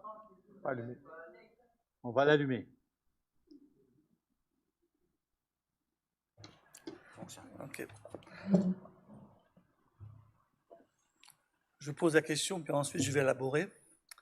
En tant qu'élu municipal, êtes-vous habilité à voter sur une motion portant sur la politique étrangère du Canada? Monsieur le maire, mesdames et messieurs les conseillers municipaux, je me présente, Gérard Buzaglou, professeur retraité de mathématiques de l'École polytechnique de Montréal. Mon intervention porte sur la motion de Projet Montréal dont le vote a été reporté au 24 août. Il y a 53 ans, j'ai choisi le Canada, et plus particulièrement le Québec, pour y vivre, y travailler et fonder ma famille. J'ai été attiré par les valeurs qui faisaient la réputation de ce pays, qui sont la paix, la sécurité, le respect mutuel et le vivre ensemble. Malheureusement, depuis la pandémie, et plus particulièrement depuis le 7 octobre 2023, le climat social s'est détérioré, les tensions se sont accentuées et les divisions se sont multipliées. C'est pourquoi je suis ici aujourd'hui, pour vous demander respectueusement de voter contre cette motion de projet Montréal. Si elle était adoptée, elle risquerait d'exacerber davantage les tensions au sein de notre communauté, alors que nous avons besoin plus que jamais de favoriser le dialogue et l'apaisement. Vous êtes des élus municipaux. Les citoyens vous ont confié le mandat de gérer les affaires de votre ville, d'assurer la qualité de vie, la sécurité et les services municipaux. Les questions de politique étrangère relèvent du gouvernement fédéral, auquel la Constitution confie cette responsabilité. Il nous paraît donc souhaitable que le Conseil municipal demeure centré sur les enjeux qui relèvent de son mandat et évite de se prononcer sur des questions de politique étrangère qui dépassent ses compétences. En terminant, je lance un appel à chacun d'entre vous. Faisons tout ce qui est en notre pouvoir pour retrouver ce qui a toujours fait la force du Canada et du Québec, soit le respect de nos différences, la paix sociale et le vivre ensemble. Merci. Merci pour les commentaires. Je ne sais pas si j'ai attendu une question, mais merci beaucoup pour... je l'avais dit avec l'autre question que j'ai répondu. J'ai observé cela et je vous en remercie. C'est quoi notre rôle? J'ai dit c'est quoi notre rôle. J'ai bien compris. Maintenant, en temps et lieu, à la fin du mois, selon qu'est-ce qui est proposé à l'hôtel de ville, on verra la suite des choses. Absolument. Maintenant, est-ce que ça serait une motion? Est-ce que ça serait une déclaration? Oui. Est-ce que ça serait un document partagé entre les partis et les indépendants? Je ne peux pas vous dire maintenant. Je sais que nous avons un peu de travail. Pour moi, c'est important de garder le paix social, comme on fait depuis. Je l'avais dit que l'arrondissement, c'est l'arrondissement le plus divers dans l'ouest de l'île. On compte 60 à 70 communautés culturelles qui demeurent en harmonie dans nos arrondissements. D'ailleurs, l'arrondissement que mon père a décidé il y a 60 ans de venir. Ça veut dire qu'on a la recette comment vivre ensemble, je crois ici. Maintenant, vous avez soulevé beaucoup de points, puis je les respecte, on prend ça en note, puis en temps et lieu, rendu en vote, quoi que ce soit, à la fin du mois, on verra qu'est-ce qu'on va faire. Mais j'apprécie beaucoup vos commentaires ce soir, monsieur. Merci. Merci. Merci beaucoup.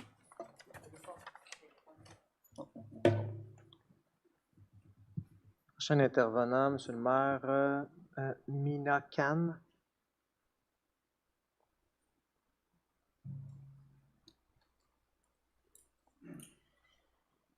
Sorry, I'm just getting my question ready. Good evening. Yes. Good evening, Your Worship. Good evening, City Council. My name is Mina Khan, and I am a Muslim resident of Côte St. Luc. I'm here today because I'm deeply concerned about the August 24th motion, and I'm here to stick up for my Jewish friends and neighbors. Since last week, we have heard the racial epithets in a Montreal park. We have seen on Carry, which is a boulevard in Montreal, the burning down of a kosher restaurant. These are very inflammatory times for my dear friends and neighbors. So my question for you, sorry, I have it in notes. I'm sorry, here it is. Would it be more responsible for the City Council to focus on protecting the safety, cohesion, and well-being of the diverse communities it was elected to serve, rather than adopting a symbolic foreign policy resolution that risks deepening divisions within Montreal and embolden to harass our Jewish community? Thank you.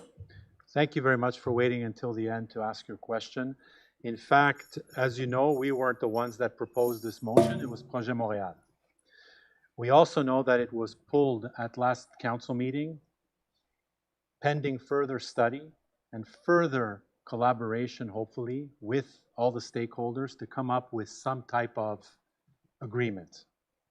Having said that, I haven't seen any final version of this document. Should it be a motion or a declaration? We're not sure. When the time comes, of course, we'll vote accordingly when it happens. But I can also tell you, as an executive, City of Montreal executive member in charge of security and safety, the police and fire and emergency measures, that's my portfolio in Montreal on the executive. I meet regularly with all the community leaders. As a matter of fact, this weekend I spoke with members of B'nai B'rith concerning the incident on the Carry, which hasn't been labeled, by the way, as a hate crime. We know that it is under investigation, and I have full respect and I support our SPVM and all the investigators that go through this process on a regular basis. As a mosque was firebombed in recent days, as other restaurants of other communities are firebombed through other types of conflicts that you may hear of or not. So having said that, I meet with all the communities. I meet with the Jewish community. I meet with the Arab communities. I meet with the Greek communities and all of them to ensure, as I mentioned to a previous citizen, our role is to make sure that we have public safety in our communities and to make sure we do the utmost possible to create that harmony.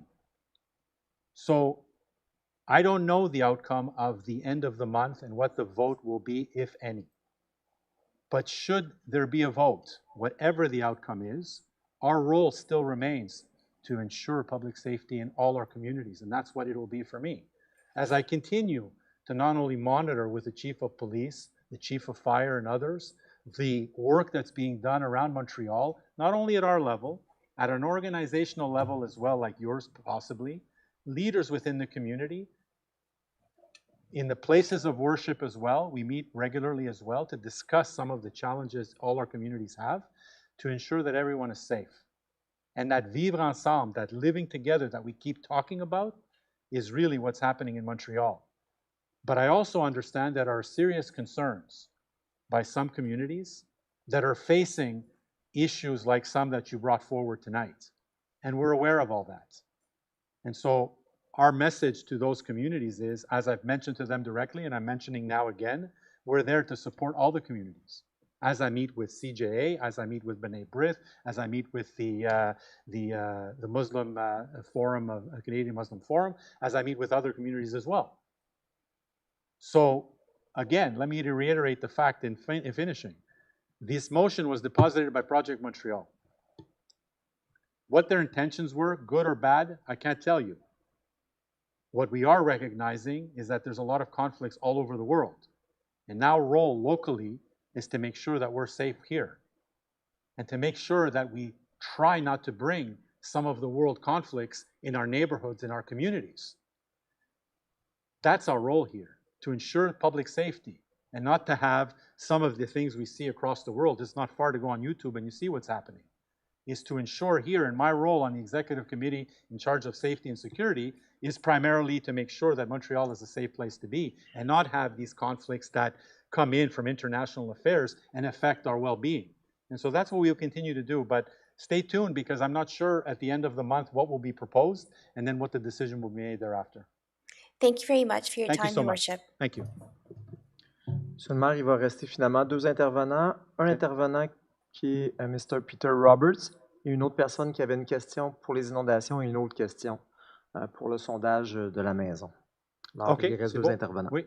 Donc, Mr. Peter Roberts. Okay, he probably left, yeah. Yeah. But you know what, Monsieur Gauthier, on a son numéro de téléphone et on connaît la question qu'il pose ce soir. J'aimerais que quelqu'un du service, Madame Mostigui, vous allez communiquer avec lui directement. Merci. Merci. So, the next person, Mr. Martabon, on the second question on the Augustin Brisbois house. On which question, I'm sorry? It's 6 on the other on the, Okay. Yeah.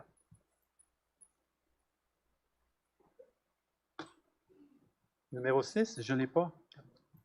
Madame Tienel? Oh, pardon. The next section. L'onglet suivant. Inondation suite. 6. Ah, pardon. Okay. What are the procedures and documentation to quantify the effects of new development, particularly high-density projects, on the capacity of the sanitary and storm rainfall sewer systems? If the relevant sewer line already serves, for example, 1,000 dwellings, the new project would increase the average flow to the sewer and possibly flood it. Well, that's an assumption that you're making, but I'm going to give you the answer for that, Mrs. Bond. Procedures and documentation to I'm going to give you the answer as you've asked that question. And I'm going to have to be technical But in respond in that way, okay? Lay terms. Yes. Please. So the authorization from the City of Montreal's water service is required when a property contains more than 1,000 square meters of impervious surfaces after the proposed work is completed. In such cases, the project must include a stormwater management system. Now, what that is, I can't tell you, but my services can certainly give you that information. Projects subject to these requirements must generally limit the discharge ratio of the municipal sewer system and provide on-site stormwater retention or temporary detention measures. Stormwater management plans must be prepared and sealed by a professional engineer, and this is always required. Compliance measures may include retention ponds, underground storage tanks, green roofs, permeable surfaces, or infiltration facilities. Now, if your question concerns a planning or regulatory analysis, the requirement is often summarized as I'm going to mention to you now. Any project that significantly increases impervious surfaces areas must demonstrate that stormwater runoff will be retained or controlled on site as to not increase the discharge rate of the municipal sewer system beyond prescribed limits. And the prescribed limits are indicated within the regulations and allows for us to monitor that. However, the specific criteria, such as required storage volume, maximum allowable discharge rate, and design storm event vary depending on the borough drainage basin and the type of project. And it's possible to come at the borough to answer the survey and deposit pictures, for example. So we have a framework in place to be able to monitor these types of developments to make sure that there isn't impact to the storm sewer system by implementing some of these measures, if not all these measures. And our teams work in collaboration with developers and promoters, the few that we have, to be able to accomplish this, understanding the pressure that it may or may not impose on the sewer system as we speak. So in a nutshell, that's the answer to that question. Again, should we need to supplement, Mrs. Bond, any additional information to that, our teams are always available to do that for you. And these are drafted regulations Yes. that I can access? How? Yes, yes, and I'll make sure that we've noted it, your comment this evening, and we'll make sure that that information is given to her. Please reach out to us. How do I reach out? Please, well, you know the proper procedures. Just come to the front desk, ask about it. C'est pas un accès d'information, Monsieur Gauthier, si c'est dans la réglementation. Just come to the front. Non, c'est pas... En général, non. En général, non. Come to the front counter whenever is convenient for you, Mrs. Bond, and we'll make sure we trace that information for you, okay? And in the best of our ability to give you at least what some of those regulations... Is it on the City of Montreal website? We're going to verify. I'm not sure. It probably is in the regulations section, but I don't know offhand for this particular issue. The information that I'm giving you is textbook, what we have. Yeah, it's general, so, yeah, you know. but that's what I mean. So we'll be able to give you that information accordingly. All right? So I noticed an only online survey asking for public input for uses for the historic property known as the Augustin Brisebois House for purchase for $1.2 million on Gouin Boulevard in 2018. Yep. How may residents complete the survey without a cell phone? Well, I would recommend... It has a QR code.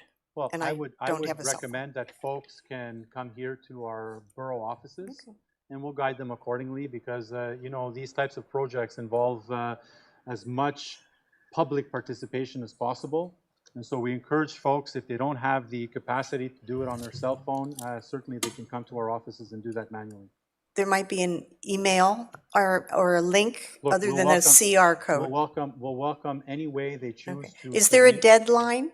I believe there is. It's on the thing. We can check. Madame Bourassa, est-ce qu'on sait si on a une date limite pour la maison puis le sondage qu'on fait avec les citoyens? Pardon, Madame Ossigi. It's the September 18th is the deadline. Thank you so much. Sur ce, on est rendu à 70-01. Ah oui? Non, oui, c'est ça. Dans le fond, Monsieur le maire, désolé, là, il y avait des questions qui avaient été classées dans la... Pardon? Il y avait des questions qui avaient été classées dans la section inondation, donc j'aurais On est sur 7. quatre autres personnes. Il reste encore 14 minutes après. Là. Donc, Mrs.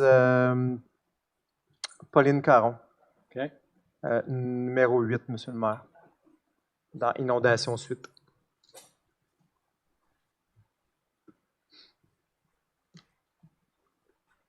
Oui, bonsoir. Vous m'entendez? Bonsoir, madame. OK. Oui. Je suis ici aujourd'hui avec mes deux questions. C'est concernant Manoir Roger Bernard, 4500 René-Mar. Et je vois que notre députée est ici, Madame Brigitte. Ben non, madame, c'est la représentante de madame Garceau. Oh, excusez-moi. Oui, elle est là. OK. Moi, je voulais savoir, c'est quoi la procédure maintenant qu'elle a reçu, notre députée a reçu mon courriel par Marianne. Et puis, je voudrais savoir, c'est quoi les procédures maintenant? Je veux me préparer pour le manoir Roger Bernard. La procédure avec la députée? Oui. Mais avec la députée, là, je vous encourage de communiquer directement avec la députée. Mais madame est dans la pièce. À la fin de la réunion, il reste quelques questions. Je vous encourage, madame, d'aller voir madame puis poser vos questions. OK. Vous avez une opportunité maintenant idéale. Je sais, mais je ne savais pas si je pouvais le faire. Non, vous pouvez. Après la réunion, madame est là. OK. Et puis, l'autre question, c'est concernant les composts de Manoir Roger Bernard. OK? C'est rendu vraiment affreux. Et puis, je me demandais si c'est nécessaire ou qu'on pourrait arrêter les composts pour Manoir Roger Bernard. Ça, je ne Parce que ce n'est pas utilisé comme c'est supposé. Non, mais regardez qu'est-ce qu'on va faire. Au lieu d'arrêter le compostage, moi, je vais proposer qu'on vous envoie quelqu'un de l'écoquartier, de faire le lien avec vous, de sensibiliser les locataires comment utiliser le compost. Moi, je vous dis, c'est pas facile, Et la raison pourquoi je vous dis ça, c'est que quand on a commencé avec les bacs bruns, au début, les gens disaient, mais comment je vais utiliser ça? Presque tous les rues maintenant qu'on a à l'arrondissement sortent les bacs bruns à l'heure actuelle. Ça veut dire que ça prend du temps, sensibiliser les gens, changer les habitudes, mais ça va fonctionner. Dans les immeubles, je vous dis honnêtement, ce n'est pas si facile que ça, que le unifamilial. Mais c'est faisable. Monsieur Baudouin va coordonner avec quelqu'un à l'écoquartier de venir communiquer avec vous. Et là, vous pouvez trouver une solution.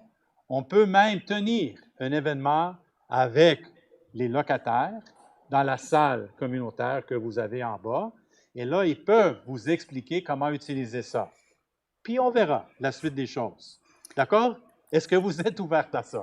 Je trouve que ça peut être une perte de temps parce que la plupart des locataires ne parlent pas le français ou l'anglais. Bien, s'il parle grec, je vais venir. S'il parle arménien, il va venir. S'il parle libanais, elle va venir. Puis le reste, on va trouver quelqu'un pour communiquer avec ces gens, d'accord? Ouais, oui, mais le point, c'est que moi, je ne veux pas être responsable. Là. Je ne veux pas aller au-dessus du directeur du manoir Roger C'est qui le Bernard. directeur maintenant? C'est la même personne, Luc Dagenet. Parfait. On le connaît très bien. On va faire le lien avec M. Baudouin et le directeur et on va faire la suite des choses. OK. D'accord? Je veux pas des problèmes. Non.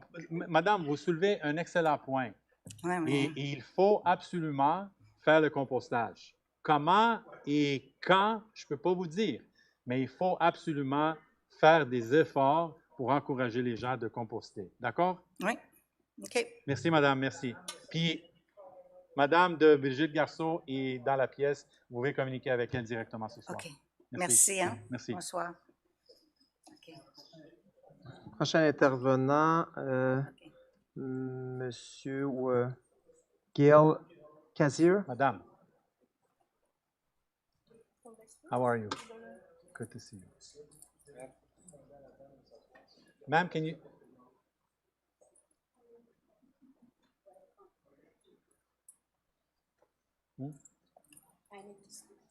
No, we know how many times.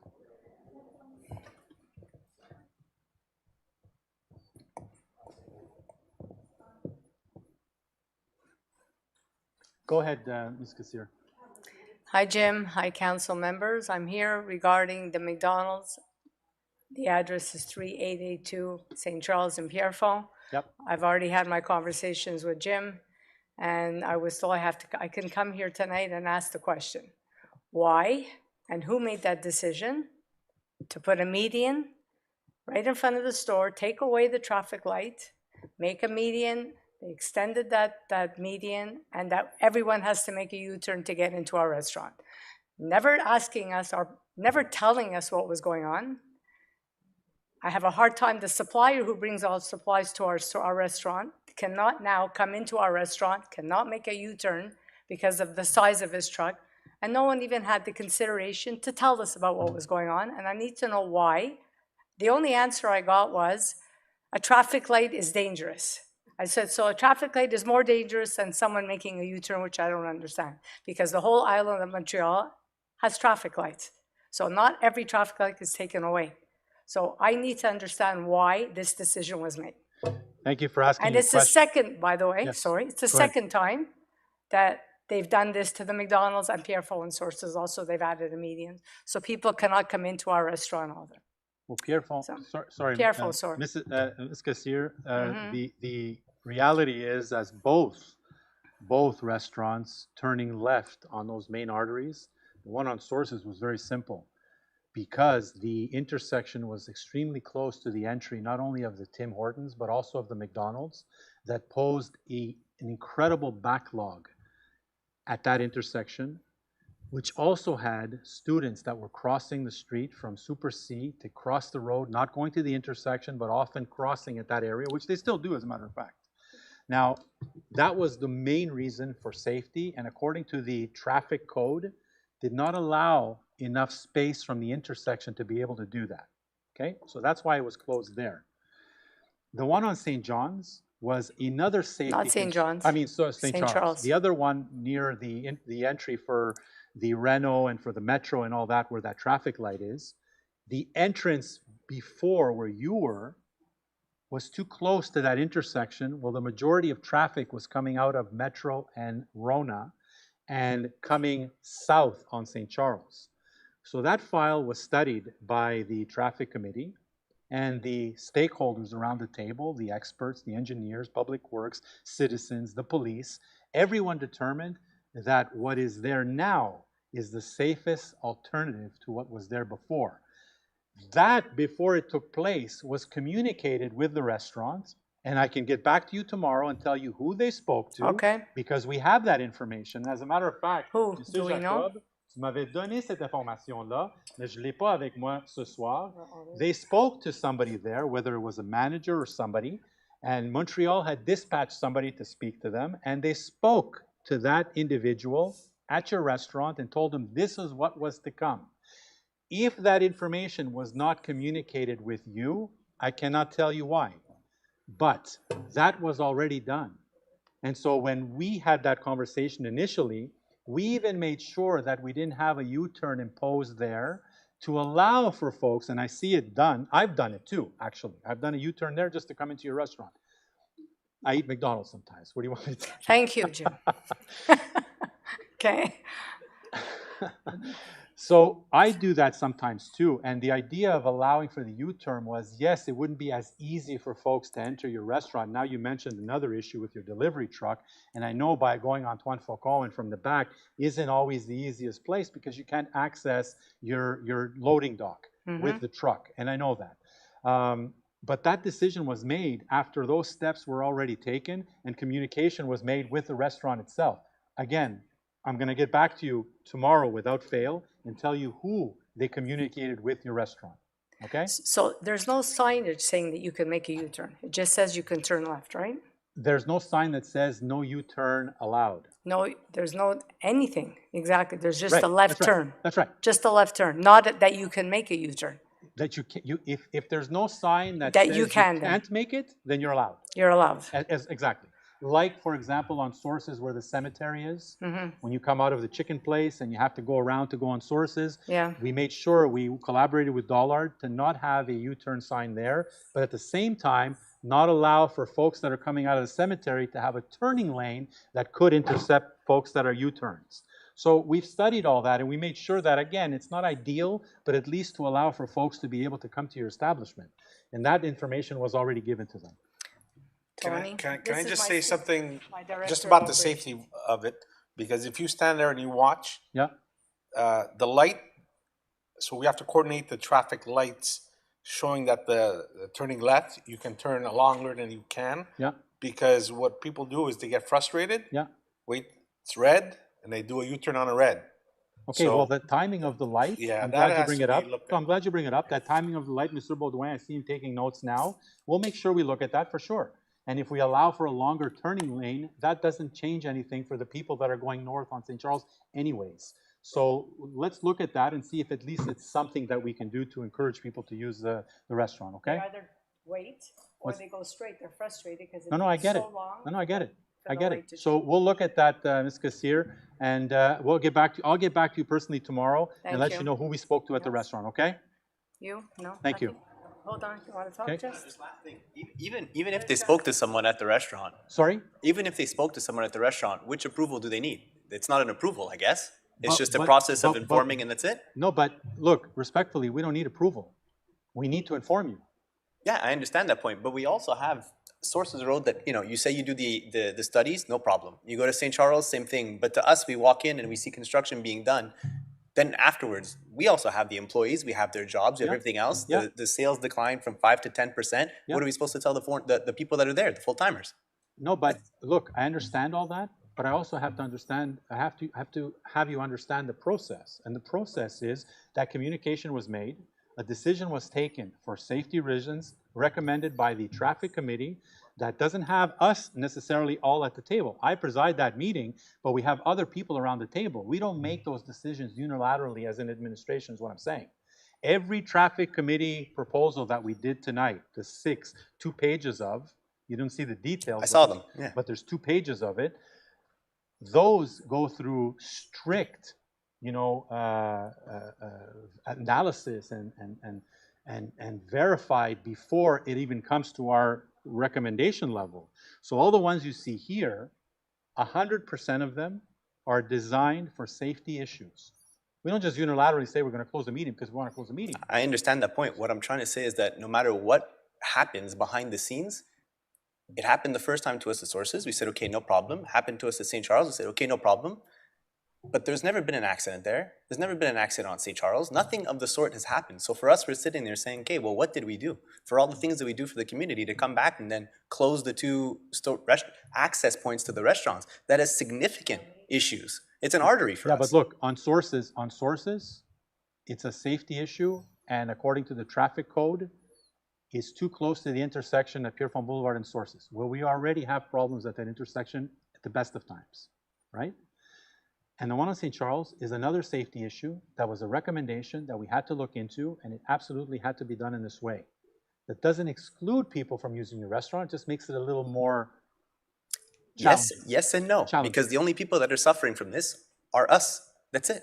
It's only one business that's going to suffer. No, I get it, but like I said, these decisions are made in order to secure the area, and that information was communicated with the restaurant. And like I told Gail, I'm going to communicate with you tomorrow and let you know who we spoke to and who we informed, and then you can discuss with them why they didn't pass that information on to you. But at the end of the day, we have to make those decisions based on the information that we have regarding safety, and that's exactly what we did. We can't ask you whether we can do it or not. It's a public artery that is designed for us to make decisions in the public safety's interest. And this is exactly what we did there. Whether there was an accident ever or not, we still have to make sure that we analyze that situation. That's exactly what we did. So that's in a nutshell how we came about to closing the median or extending the median past your restaurant a little bit. But again, I'll get you that information and then you can discuss with them. Now to go back on that is impossible. So I'm telling you that, it's impossible. There's no way we'd do that. So I'm going to expect one to be closing the one on St. John's? Is the next step, or what's happening? Well, St. John's in dollar. St. John's in dollar.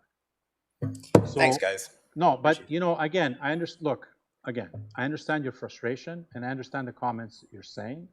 All we have is small businesses in Pierrefonds-Roxboro. We don't have industry. So I understand when the small business is affected, we feel for them too. But all I can tell you is, in the name of safety, we have people that don't want speed bumps on the streets because they can't get to the house fast enough. Wait a second, that's the point of having a speed bump, slow you down. So again, I'm using that as an example, but that intersection is too close to the exit to Rona is what I'm saying. We couldn't have two left turns at that area and have all that traffic come out of the supermarket and Rona at the same time being in conflict with the folks that are turning left into your restaurant. That was one of the deciding factors. So certainly we had to make that decision to bring them at least to that intersection. And we can talk about this later on, folks, if you want, but that's what I can finish with because I can't keep going on with this. But all you guys, you made a decision to favor one commerce and impact another commerce. Yeah. Because you could have easily closed off their exit and made them do another exit somewhere else. Come on. It's no, but again, I'm not going to debate it with you because that decision wasn't made by me necessarily alone. It was done by a committee that responded to a safety issue that we were dealing with on St. Charles at that intersection. Now, we're not favoring anybody. We're just saying because of the amount of traffic that comes out of Rona and Metro, the quantity of vehicles that comes out of those two businesses per se, required that intersection to be secured. Right, but the only thing, and I'm gonna just comment on what you made by you guys dropped off and gave the notice to the manager. All we're saying is include the businesses in the process of making this. Is not just here's the letter, this is what's happening. Because what they told our manager at the time was they were changing the traffic light to make them AI compatible with the rest of them on St. Charles. They didn't say anything about a median. Well, that's like all I that said, was. I will get the information to you tomorrow, and you can discuss with the person that they contacted and what information they got, and we can go from there. But that's how it happened. We don't just unilaterally decide. Businesses are informed when these decisions are taken, especially major decision on arteries. But if it wasn't after the fact. What's that? It's informed after the fact, not part of the process of making that decision. Well, they That's all informed you we're of what saying. was to come. Let's put it that way. Okay? Correct. Thank you, folks. Thank you. Monsieur Gauthier. Deux intervenants additionnels qui devraient terminer la liste de questions pour ce soir, Monsieur le maire. Okay. Donc, Felicity Richards. Je pense que c'est la dame qui a quitté. OK. Et la dernière, Sue Stacho. Can I be Felicity? Sue Stacho. Sue Stacho. I don't understand why I have questions and nothing's being answered when it's not even about the flood. Well, where are you on? don't Did you understand, register your Mr. question, Bates. ma'am? My question Did you is- register your question at Yes, the I beginning? did. Okay, With let this Madame lady Stacco right ask her here. question. Let Madame Stacco ask her question, and then we'll come back to you. I'm not sure where you are on the list. Good evening.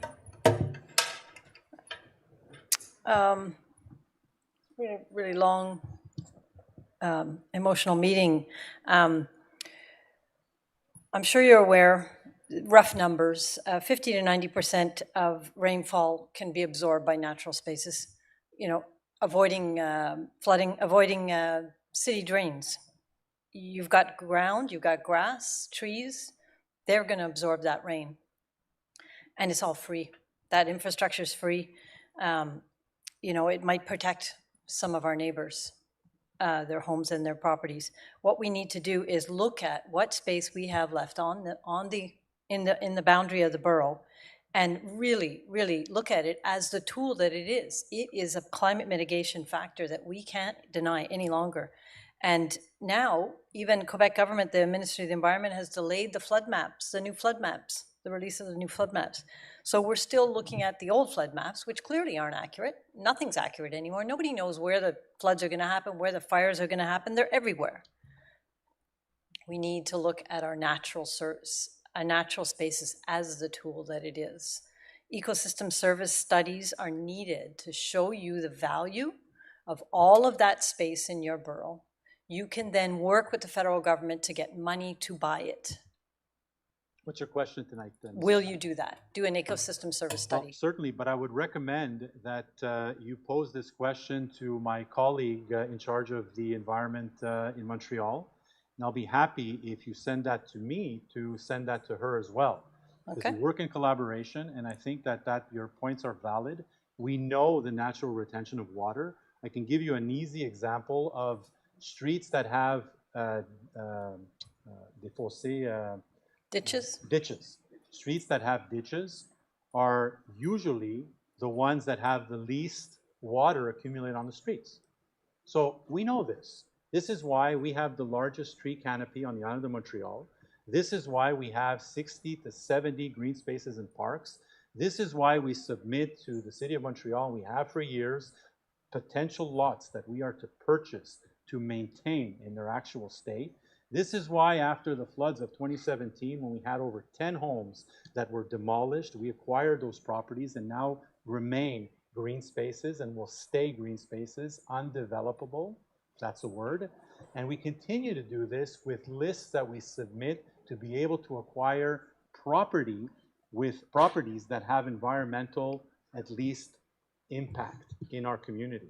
So we know of all those things you're stating, because we continuously do this, and we've been doing this for years. Pierrefonds West is another issue, and I can't go into details more again with you because you've asked these questions before pertaining to Pierrefonds West, but I can tell you that that's a valid question that you posed tonight that I will be happy to bring to my colleague in charge of the environment, and we can go from there. And I encourage you to do that because I think that's a valid question. What's their name? I'll give you that. We'll send you that information. Okay. Madame Stacco. Thank you. Thank you very much. Monsieur le maire, c'est Madame Galia des Hôtels. Oui. No, there is a question, but concerning flooding. We can take it, ma'am. Go ahead. Last question. And if it goes to that level of flooding, I can't answer. Remember. I remember very well, Mr. Bass. Because I don't want to. You know this. Because we've been dealing with floods since I know. 2017. We talk often. I know. I And know. we've spoken many times before as well. I know. I'm not here for that. Go ahead. I have to end with this one, folks. No, I'm Perfect, just perfect. letting you know, these two people right here, these people over there, Perfect, perfect. this I'm glad person, she's your these people, representative tonight. we're all together. Go ahead. So we've discovered 46 years of oops by the city. Documents that go back to 1963 that have highlighted that Fleming Street, who also, you know, the whole situation with the I know. pump, Yes. who is also a communicator and facilitator of Léger, Hunter, all of them. Bergerac, Yes. that Yes. whole surrounding. Yes. So between you and I, we both know when there's no pump, we get flooded. Back in 1971, a solution was brought to the city of Montreal to put in a physical pump station. It was approved by the city at a cost of $126,000. A couple months later, and I have all those documents, they backed away.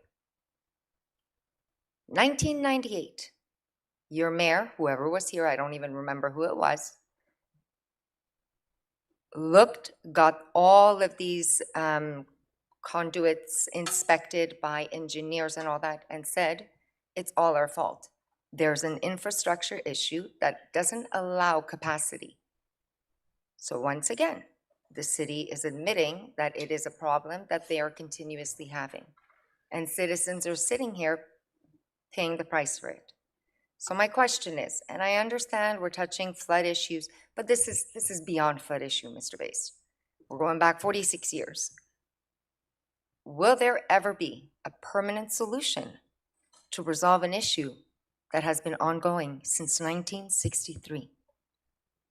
Okay, none of us, thank you for waiting till the end to ask your question, Ms. Dezotel. I know we've had conversations in the years past about that sector. Again, because you flooded again this time around. It's not even about the flood. No, but I know, but it is, because it's about infrastructure. And because it's about So infrastructure, if I would have came back to you and said to you, I didn't get flooded this time. No, but look, it's about infrastructure. So let me do this. My goal was initially, as I mentioned last council meeting in June, because many folks that are here tonight have never come to a council meeting before, right? Respectfully. Absolutely. And they're here because they have a specific reason, and I respect them, and I welcome No, it's them because to I was come. too frustrated No, but I for also over the welcome past them to 19 come, years. right? Because they have a specific issue and they need to bring it to light, and I get it, and that's their right and duty. I had mentioned in June that after the flooding, that we would have eventually a public meeting, as I've done through the years since 2017 when we've had floods, river floods. And I mentioned it earlier, when we have other people at the front, they answer questions, they be able to respond. That was my goal this time around too. But I can't do it in light of what's happening. Should we get an opportunity, legally speaking, to hold a meeting, I will definitely hold a meeting specifically for your area, with the folks that live in your immediate area, that are facing this since before we were born, probably. Well, I'm nearing 250 signatures of all the people who have been suffering, and some people have been living there. I understand. And so this is something that we will do in due time when we can, because I can't now, my hands are tied. And then when we do that, we'll be able to go through that whole situation in your area and start to make sense of it all. Because is it exactly how you're telling me? I don't know. What if I share documents with you? But can I?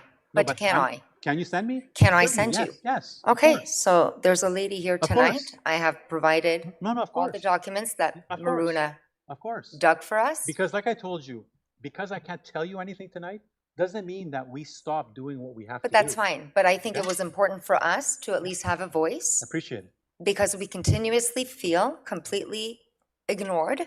We call 311 and the answer, you know what was the answer? You're not a priority. I said, are you kidding? I said, I have a house that I am watching over that has over 5.5 feet of water. Yeah. And I'm not a priority. I have no pump. Yeah, I can't speak about 311. No, but I'm just explaining to you. I know. And I have to call a friend who's in Italy and tell him, you're going to come back to a house that's no longer there. Yeah. It really sucks. Well, I appreciate you coming tonight, Ms. Deshotel. I'm happy that you brought us that document, and all I can tell you is I hope to be able to do these meetings sooner than later so that I can shed some light to the population in terms of not only the actions that we have put in place or will put in place or plan to put in place in the analysis and all that, but I can't go any further than that tonight. No, okay? that's fine, but I just wanted you to hear us out. We I came here appreciate it. tonight, I appreciate it. and we waited all the way to the end to be heard. Thank you. Thank you. Thank you. Monsieur Gauthier, 7001, la levée de la séance. En fait, mon nom a été inscrit dans la liste pour les questions. Ça me prend un proposeur appuyeur. Je le propose. J'appuie. Vous étiez, monsieur, c'est terminé la séance conseil, mais vous étiez inscrit pour les inondations. Entre autres, oui. Oui, mais comme j'ai dit au début, je ne sais pas si vous étiez là le début. J'étais là depuis le début. J'ai dit, en général, on prend 2 questions sur un sujet, au max 3 questions. J'ai pris plus que ça, puis j'avais la même réponse pour tout le monde. Bien sûr, j'ai entendu, mais ici, ce n'est pas vraiment une question, c'est plus une forme de réflexion que j'aimerais partager. Puis, en tant que nouveau résident depuis le 1er juin, donc, qui a aussi payé ses taxes, je pense qu'un petit 2 minutes là, ici ce soir que je pourrais me permettre de prendre, moi, je permettrait propose, de venir conscientiser. Moi, je propose, monsieur, avec respect, laissez vos coordonnées avec Mme Lagarde, avec le rouge. Ça va me faire plaisir de communiquer avec vous directement. Même je peux venir vous voir. Même vous pouvez venir ici dans mon bureau, puis on peut discuter ensemble, d'accord? Avec plaisir. Excellent, merci. Bonne soirée à tous. Good evening to everyone. Thank you.